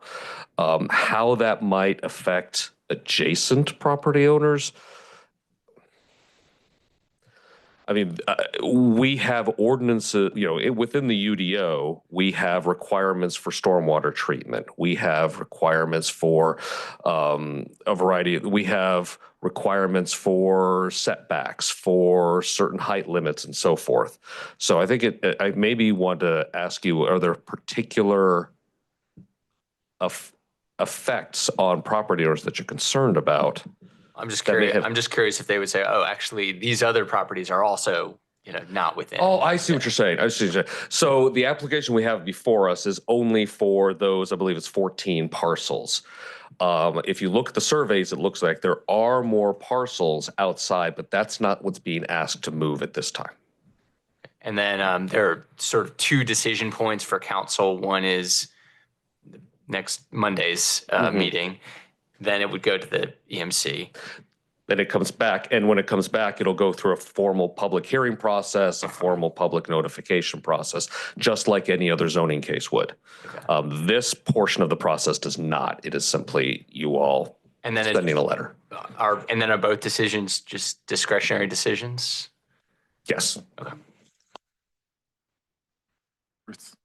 Just one more question. Is it safe to say that at the Environmental Management Commission, is that, because I looked at some of the attachments there, it's pretty technical stuff, surveys and so forth, and like how the survey is done, but beyond me. But is it safe to say that EMC is providing a more technical review of that? So they're going to have expertise that actually can weigh in on this change of the sort of the 5 mile radius. So I assume that's what they're doing, right? Yeah, they're going to look at the 5 mile radius. They're going to understand the the mapping requirements and the mapping technology we have nowadays. They're also going to be looking at, say, topographic data. Where is that water going to flow? How might that affect the water quality flowing in the lake and so forth? Thank you, Mr. Mayor, and thank you, colleagues, for drilling down on this for us. I'm comfortable. This is a process that we're allowing to go forward, and we'll have an opportunity. 5 miles is empirically observable. I trust Director Young's ability to count to 5, and I also take comfort in the notion that the higher ups at the states will be looking at this as well. If there's a legal standard for 5 miles and this property meets that threshold, either they will or they won't. I'm comfortable with allowing the process to go forward. I also, if it comes back to us and we decide not to do it, and this landowner can demonstrate that it does meet that requirement, then of course we open ourselves up to state action, beyond that, which is something we're not unfamiliar with here in Durham. I'm not saying it's going to get to that, but it will be 5 or it won't be 5. So I'm comfortable with letting the process go forward and coming back to us. Thank you, Mr. Mayor. This is gonna go too deep. I apologize in advance. I'm stuck on like water levels because who owns the dam? And who controls that? Well, Right. is it the state or it's either the state or the Army Corps of Engineers? I think it's Army Corps of It's Engineers. ownership. I know the Army Corps of Engineers manages the dam and manages the lake. Whether the dam is owned by the Corps or owned by the state, I'm not sure. Okay, I just guess that I'm like, we're sort of deciding on a local level and then there's like other people managing the actual water level, which I assume, even though we have that standard to measure, like it is possible that changes. Right? Because Well, the water level changes I understand, daily, but the level that we're using as our like pinpoint, could you say it again? The normal pool, I believe The it's normal 216. pool, yes, Normal sorry. pool. So Right. I mean, there are forces at play that would be not in our hands as the city to change that normal pool level, but it could change. I guess I'm curious, like, what happens if this goes back into the 5 mile? Like, what is the? So the normal pool is set by by the state legislature, the original, and I'm trying to remember the year that was passed. I want to say it was 70s or 80s. And that's set in the law that created Jordan Lake. So it would take an act of the state legislature to change the level of the normal pool. And if it did change, what would happen? They would reassess, assumedly, all of the mileage and which parcels were in or out. So let's say the state legislature decided to change the level of the normal pool.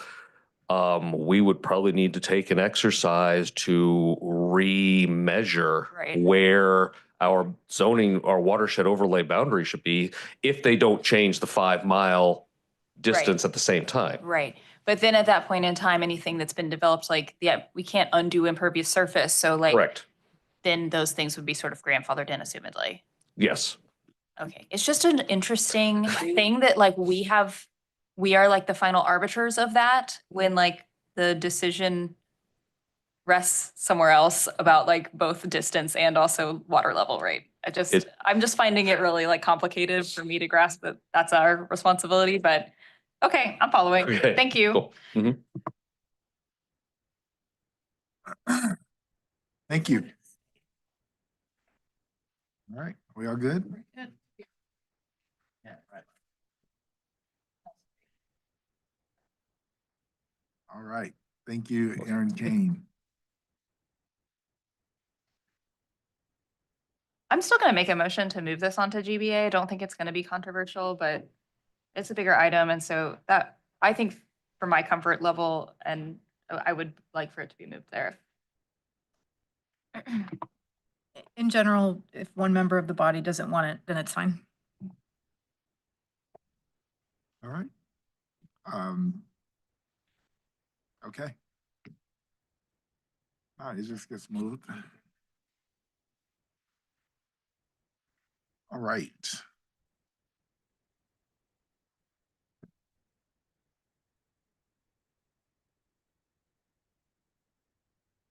The other item we have is under other matters. Do I need to set the agenda first?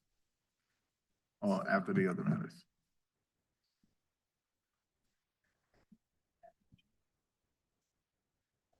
Oh, the 31. Was it pulled? Oh, sorry.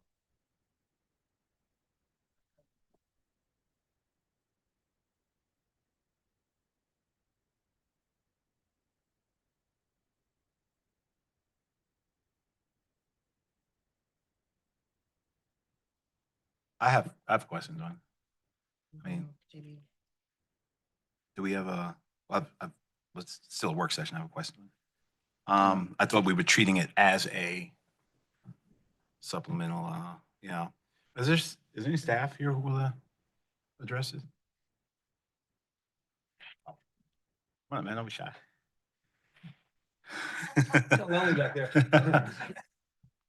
Robert Joyner, Public Works. Thanks. How can I help? So, Kevin, did you have any framing comments you wanted to make, or is it okay if I just go into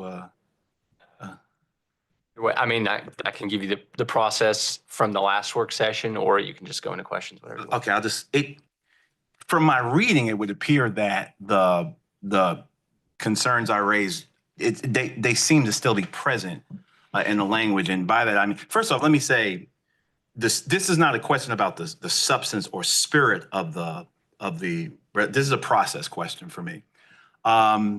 Again, this is a resolution, but it contains language of making official and mandating something, which has the force of law behind it. And so I have a couple of questions about the vehicle, the resolution as a vehicle, as opposed to an ordinance, the language in it. And so my question, are the standards in the NACTO handbook short of, if certified professionals in this area, why would you not already be doing this absent the compulsion of law, or are we already doing this? And the reason why I ask is because the force of law implies consequences. If we run into a case with a developer where, for whatever reason, these standards can't be met or they're not met, what does that mean when has the force of law as opposed to policy?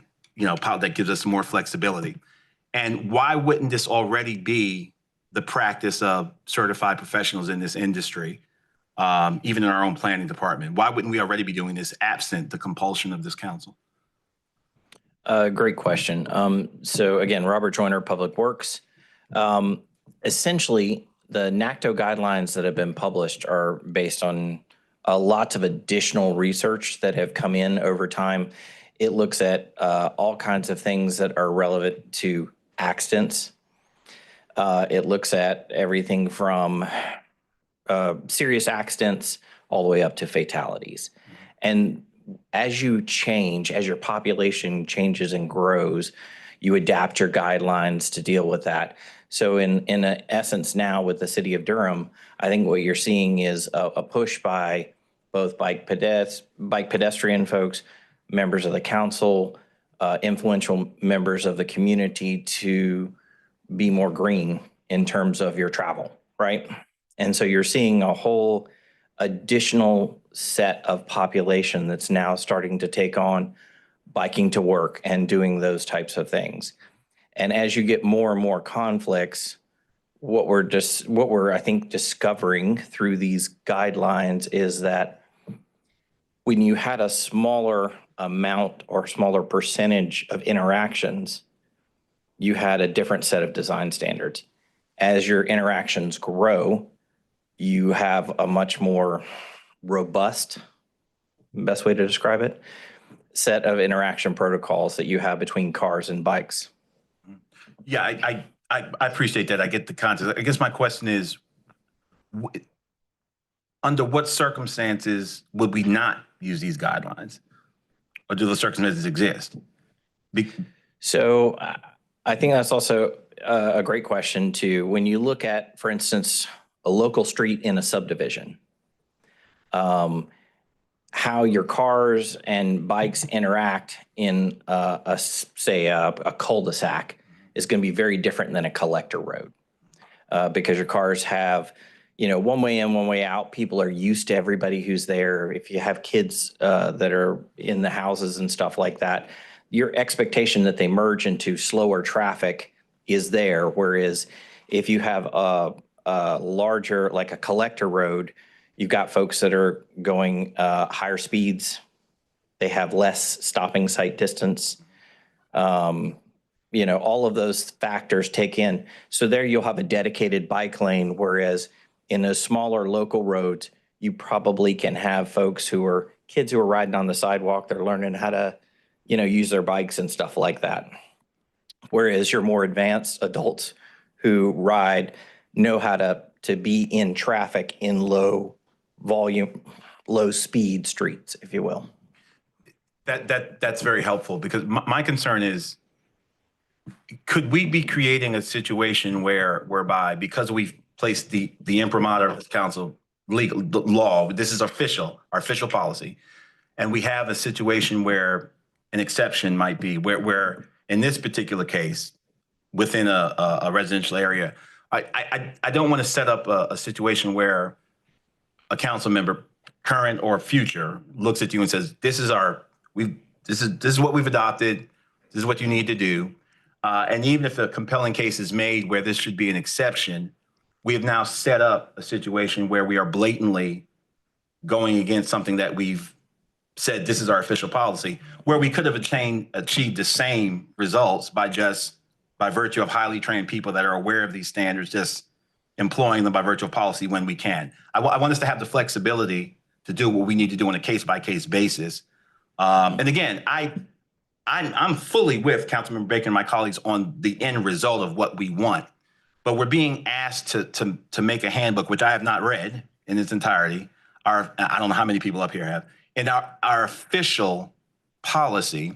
And when you use that type of language, it by definition sets up situations where we may look at one of you staffers and say, you're violating policy, when you're making a very coherent and cogent case as to why in this particular case, the NACTO guidelines may need to be relaxed.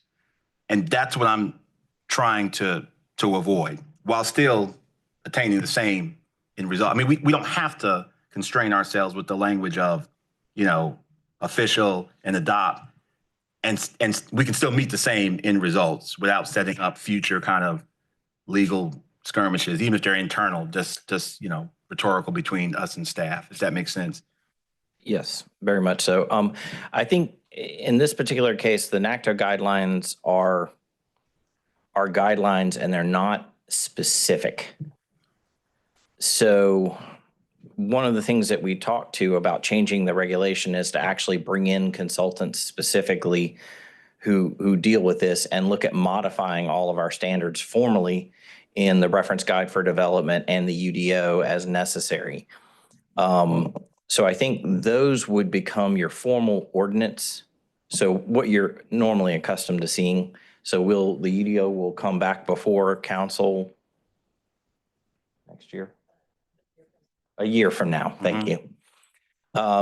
And that you will actually see as a formal adoption of the Unified Development Ordinance for the city of Durham. It will replace the current one. In that particular case, because we're city and county, it'll actually get adopted by both bodies. Right. And then in addition to that, that'll come right after that, the reference guide for development, which is also ordinance and code, but it is the formal design standards, construction standards for all of this. Precisely. And I'll hear the operative being the ordinance in UDO. And I guess what I'm kind of intellectually struggling with, and from a organizational institutional operational point of view, is why we're putting this language in a resolution.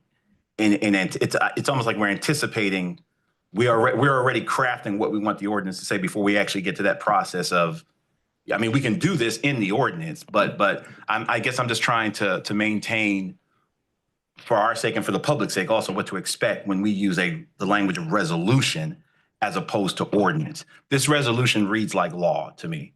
It has compulsion in it. It has making something official. It places our imprimatur on something. Something that I agree we should be working towards and should be our end result.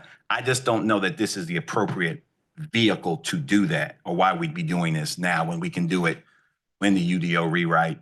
And my assumption is that, you know, if these in fact are the industry standards, best practices, my assumption is that you experts down in that shop would already be employing them anyway, with the flexibility of exceptions, you know, for example, is what you described to me, and still be able to use the power of this tool, but also, you know, navigate the world in real world terms when exceptions come up without anybody saying you're violating our policy that we adopted in the resolution. Thank you, Mr. Mayor. Let me go here and then there. Well.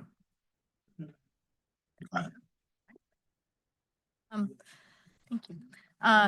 Hi, good afternoon. I just wanted to say, it seems like, I think some of my urgings to my colleague was to meet with staff and really get y'all on board, because you're the ones who implement the policy. It seems like that has happened. It seems like there's a timeline here that goes along with UDO. I'm assuming staff will come back to us with any additional budget, like if there's an extra consultant that needs to be hired, or understanding that request will come. And I guess my one thing is, within a reasonable amount of time, my only thing would be that it's part of the UDO rewrite process. We know that when that's happening, we're hopefully adopting within a year, and that this doesn't somehow delay that. Thank you. That's it. To me, getting the UDO done has to be because we're going to keep having these little spaces where things aren't lining up, and then it delays the work. And so then it just kind of becomes a domino effect. So that's my only concern with it. Other than that, my concerns were, are staff okay with this? I don't want to Mayor Pro Tem's point, y'all implement our policy. We have to always really consider everything that y'all have on your plates. So that it seems like that's been addressed. And so I'm comfortable, but just want that clarifying point. Thank you. Do you want to address? Yeah, if I could just address that real quickly. Sarah Young with the Planning Department. We fully expect that there will have to be some tweaks probably to the UDO. We are going to proceed and stay on schedule with the project. And we're going to do our best to make sure that as much of this guidance gets baked into the UDO as appropriate for the stage that we will be at, with not having all the details worked out for the reference guide and all the construction standards. But we anticipate that there may be a need to come back after the reference guide is updated to maybe make some tweaks to the UDO. And as y'all know, we love to do some text amendments regularly. So that might be our first one after the new UDO is adopted, but we will work kind of an iterative process to make sure that the ordinance and the reference guide are working together.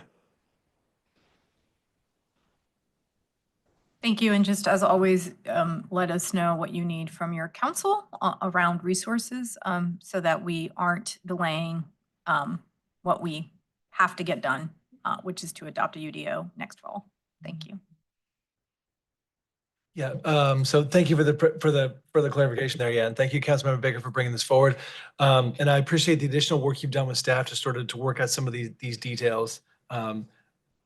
So as I read this, to address Councilmember Middleton's comments, so as I read this, what I see in those last two clauses, so we're in terms of this issue about policy, as I read this, we're saying we're resolving that NACTO is our official design guide, right? So just guide, it's not a standard, but it does say that further, that as we update the UDO, we'll use NACTO as reference as we update our official construction standards, right?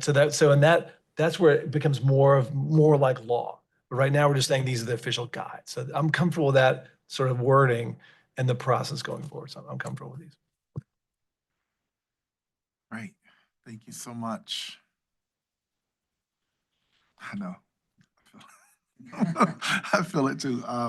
Any other comments? Mr. Mayor, if I may, I think what I heard staff say is that they were interested perhaps in bringing in a consultant to look at these guides to ensure that it's appropriate in its entirety for Durham.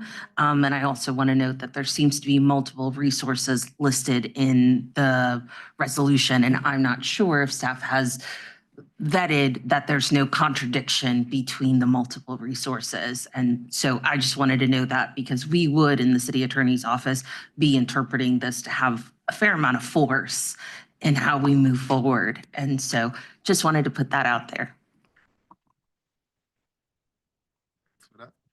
Monkey wrench. You had a question? You go ahead.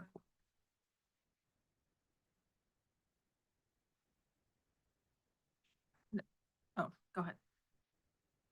Yeah, this has been reviewed by the city attorney's office, and we incorporated comments from the city attorney's office. I would say one of the benefits of adopting these as the guidelines is because of the bipartisan infrastructure law and its change to legislation that now grants cities more control over street design when it comes to federally funded projects on city streets specifically. And so that's one reason why it's important for these to become the guidelines.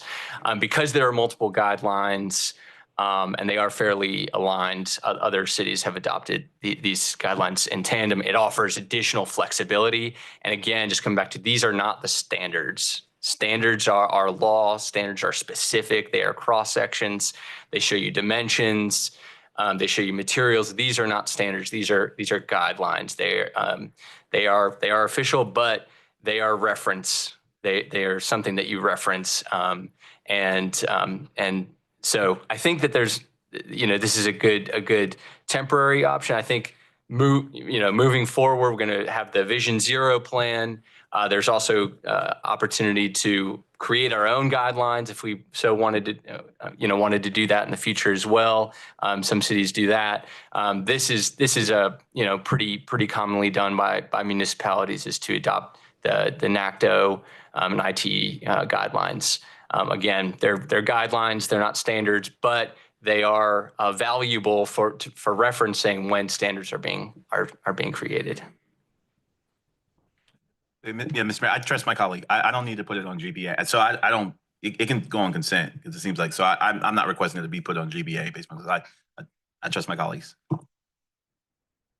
Apologies. Just wanted to clarify that I don't believe the second version of the resolution has been reviewed by our office. I do understand that the first version was reviewed, but I know that there was some changes made.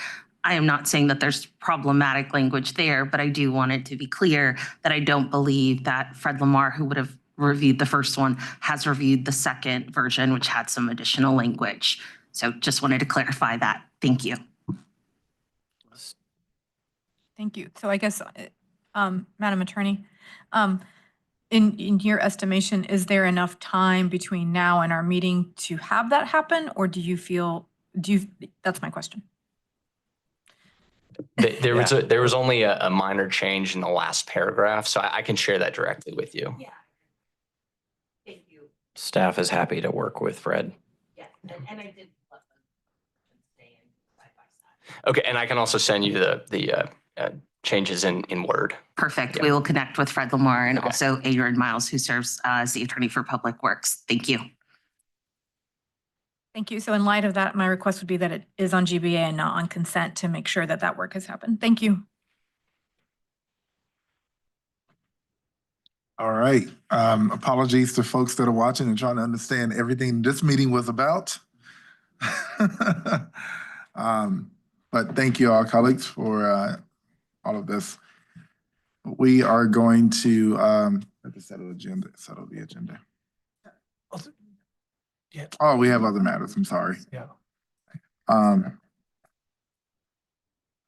No, yeah.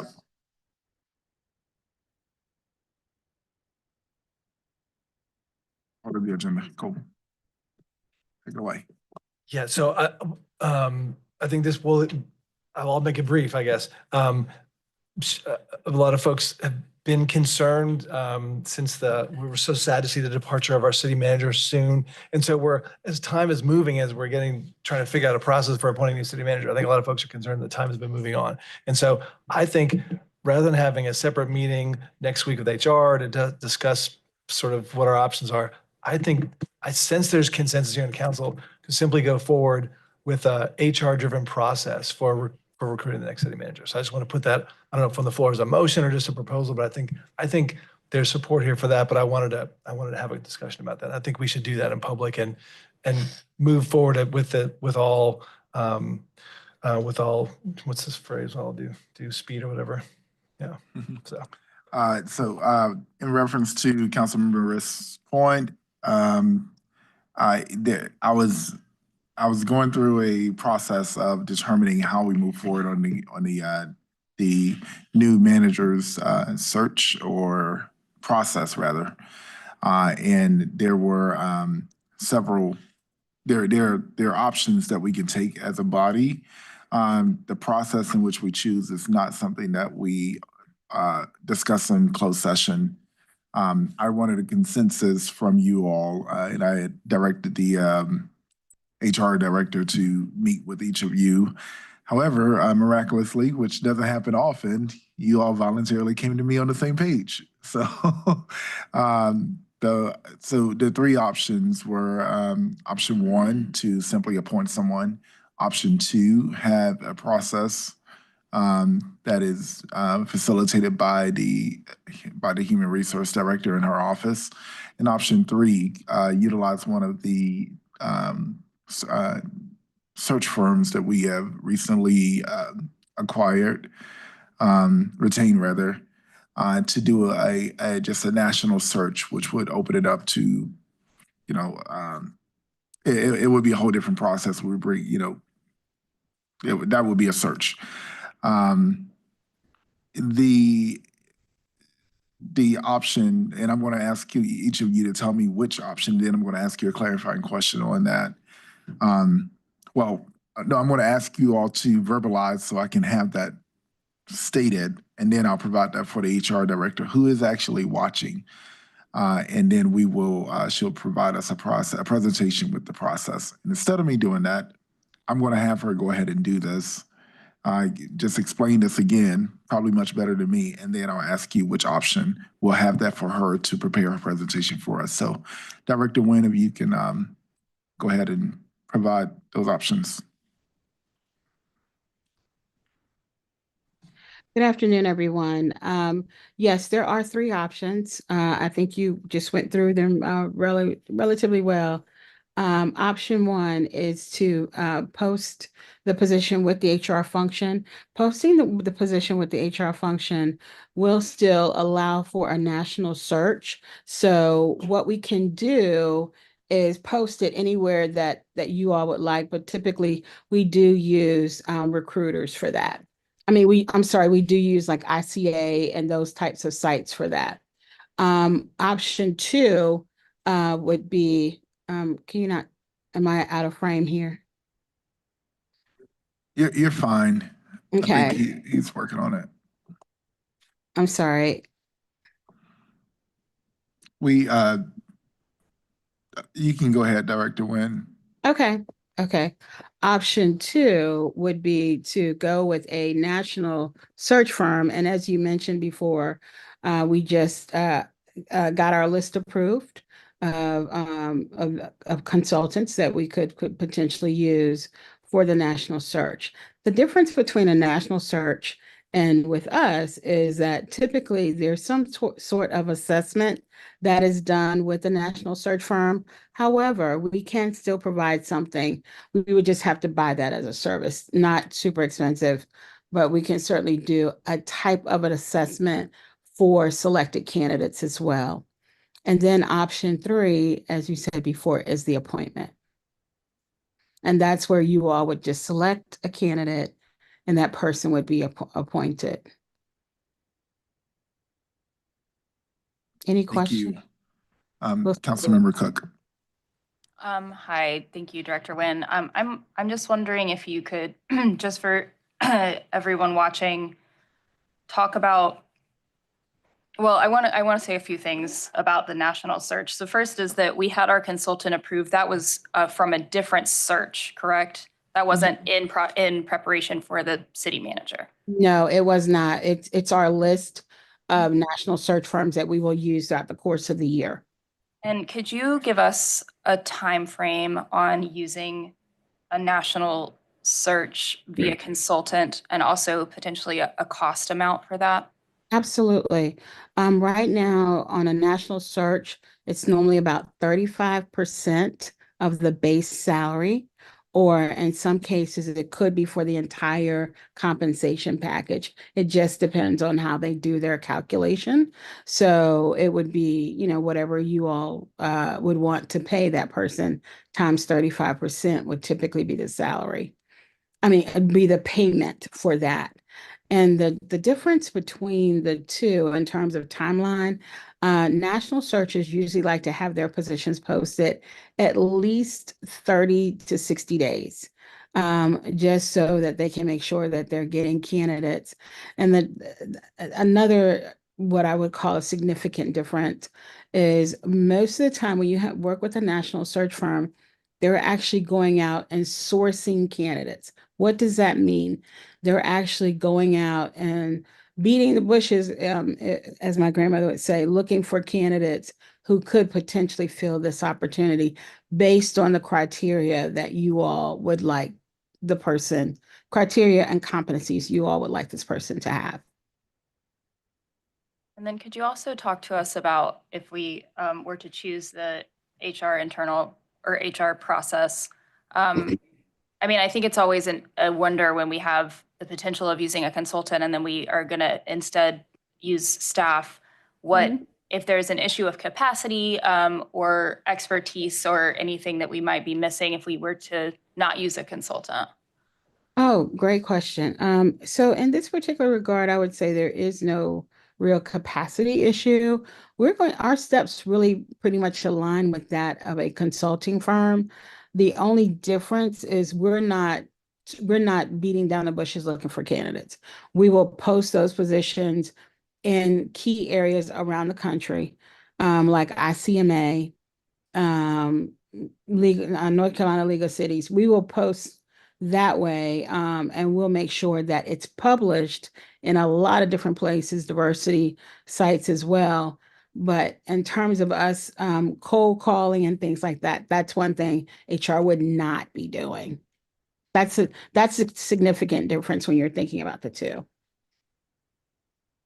Thank you so much. Those are my only questions. You're welcome. Yeah. Just one quick question, and thank you for joining us. Would you anticipate any sort of difference in the necessary timeline between the consultant option versus the HR option? Well, it would be our recommendation that it's posted for 30 days. Consulting companies like to post it longer, so they'll have more time to source candidates. But HR typically would want to do a 30-day search, come back to you and say, hey, here are the candidates that we have, and then get direction from you on whether or not you want us to go back out for a second 30 days. Typically with a search firm, they kind of make that decision on the front end so that because you all have access to us from an HR perspective, a little bit harder to have that access with a consultant. Any other questions? All right, I am gonna, for the sake of time, I'm gonna go around and ask you all what your preference is. I'm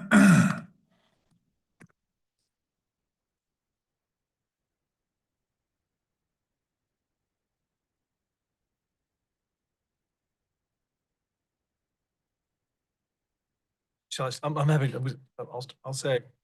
Let me go in this okay. order because I'm gonna take some notes. And I want to be clear that I'm not sure if this is the decision that I would have made if we had had this conversation a month or two ago, because I am concerned about the timeliness. So I'm not really sure. I feel like this is necessarily reflective of my values in terms of finding a new manager, because I do think it's really important. We are a mid-sized city, a very successful mid-sized city. We represent 300,000 people. We are a manager strong city, and this is a really, really important position. And for me, doing the best search that we can do and making sure that our candidates are the most competitive just for the good of Durham, that is my priority. But given the time constraints and again, hearing from Director Nguyen and understanding that we have the capacity and the expertise to do this. It's going to be my option at this time to go with her first one that she suggested, which is the HR function search. I will say, the reason why I was taking a little time, because it is such a complex process in a sense, not really complex, but there are a lot of factors that have to be considered. But I know that, all of you have come to me with a preference, and I was trying to use as much time as possible, but this is where we want to go today, then I'll honor that. Baker, give me your option, please. Same, HR. Okay, Councilmember Caballero. Same HR, internal HR. I'll get to that part. Councilmember Freeman. I'm fine with HR. All right, Councilmember Rist Option 1, HR. and Mayor Pro Tem. Thank you, Mr. Mayor. I'm going to say, I had no idea we were going to be doing this today. When Councilmember Riss said he wanted to bring up another matter, it seemed rather on the spot. I didn't realize our HR director was actually going to be queued up with the options, and it seemed to me that you just kind of not that you did, but thought about this today and just wanted to talk about it. So I wasn't aware that this was going to happen today, firstly. And secondly, let me say, I don't think that we are, Mr. Mayor, to you, I think you've done a great job in this process. I don't want to convey to the residents of the city that we're somehow behind the clock in terms of it's October, it's early October. We have a sitting capable city manager until the almost end of December. It is within the purview of this council to appoint an interim if we needed to. So I don't want folk to think we've been dilly-dallying or kind of twisting our hands or twiddling our thumbs, that we're fine. And so I don't feel that the pressure of the clock.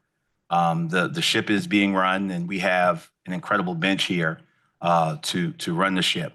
I also, we haven't had the benefit of having this type of conversation. This is a personnel matter in closed session, and so for me to telegraph today my preference, I think by extension would telegraph some other things as well. So I'll respect, the majority decision of this council, but I will say that we have an incredibly well-run ship here with a lot of capable folk, and that I am comfortable with exercising the council's prerogative to appoint someone to hire just based upon what we know now and who we know now. With that said, I didn't realize we were going to be polled on our recommendations today. So I'll just say that whatever the majority of the council wills, obviously I'll go with it. But I didn't know we were doing this today. Thank you.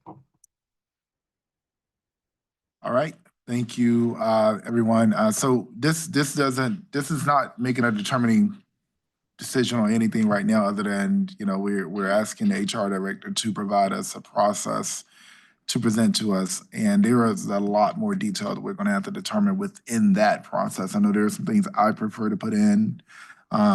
You guys may have something there. And also when this process kicks off, that timeline is going to be really important as well. We may, to your point, Mayor Pro Tem, we may still have to appoint an interim. We may have to or may not. It depends on the timing. So at this point, based on all of you all coming to me telling me your preference, I wanted to put that on the record today. That's why I stepped out earlier. I had to scramble and get on the phone with the HR director and ask her to get on the call because I knew this was coming in at that point. So Director Nguyen, you have the preference of which option at this time. If you can take it away and bring it back to us at a later date, what that timeline looks like, what all goes into that. Yes.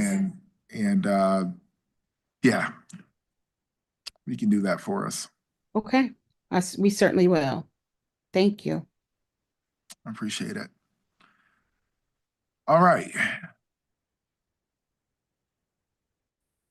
At this time, I think we will settle the agenda. Well,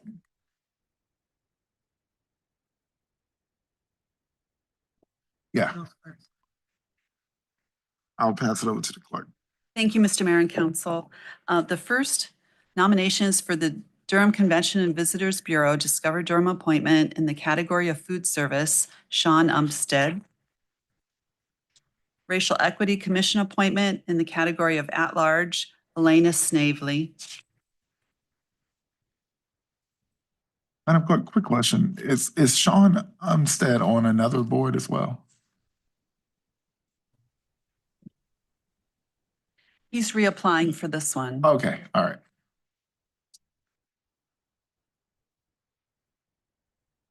The Durham Planning Commission appointment, Khalila Karim. Human Relations Commission appointment, Christina L. Crosby. Mayor's Hispanic Latino Committee appointment, the MHLC recommended Cristobal Alvarez and Africa Dutour Noguera, and those are the two that were nominated. There is one that did not reach consensus, and that's for the Durham Affordable Housing Implementation Committee appointment. There's a tie between two members or two applicants for the at-large position.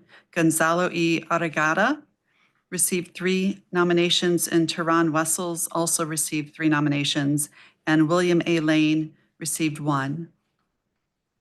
So we could possibly switch Mr. Lane if that's your pleasure.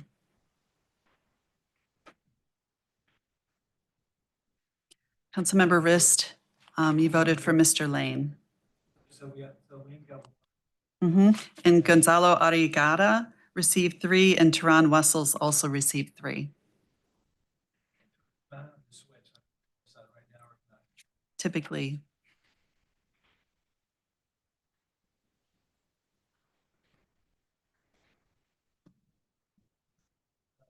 I can flip a coin. I don't know how to make that decision on the We spot. can put this on GBA if you'd like. Yeah, I'm happy to just write with me and look at the two people, but yeah, let's do that. GBA? Yeah. Okay, let's do Flip a that. coin. Yeah. Yeah. Okay, and that's the end of my report.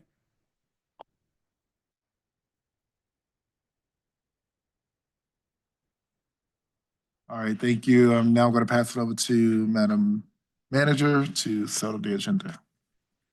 Thank you, Mr. Mayor, members of council. Excuse me. I have items 1 and 2, items 4 through 8, items 11 through 25 on consent. GBA have item 3, item 10, and item 31. And items for the GBA public hearing, I have items 27 through 30. Thank you. Yes. I always forget. I'll entertain a motion to settle the agenda. So moved. Second. So moved and probably secondly. Please respond if in favor. Aye. Aye. All opposed? No. Okay. Unanimous. All right. I'll now entertain a motion.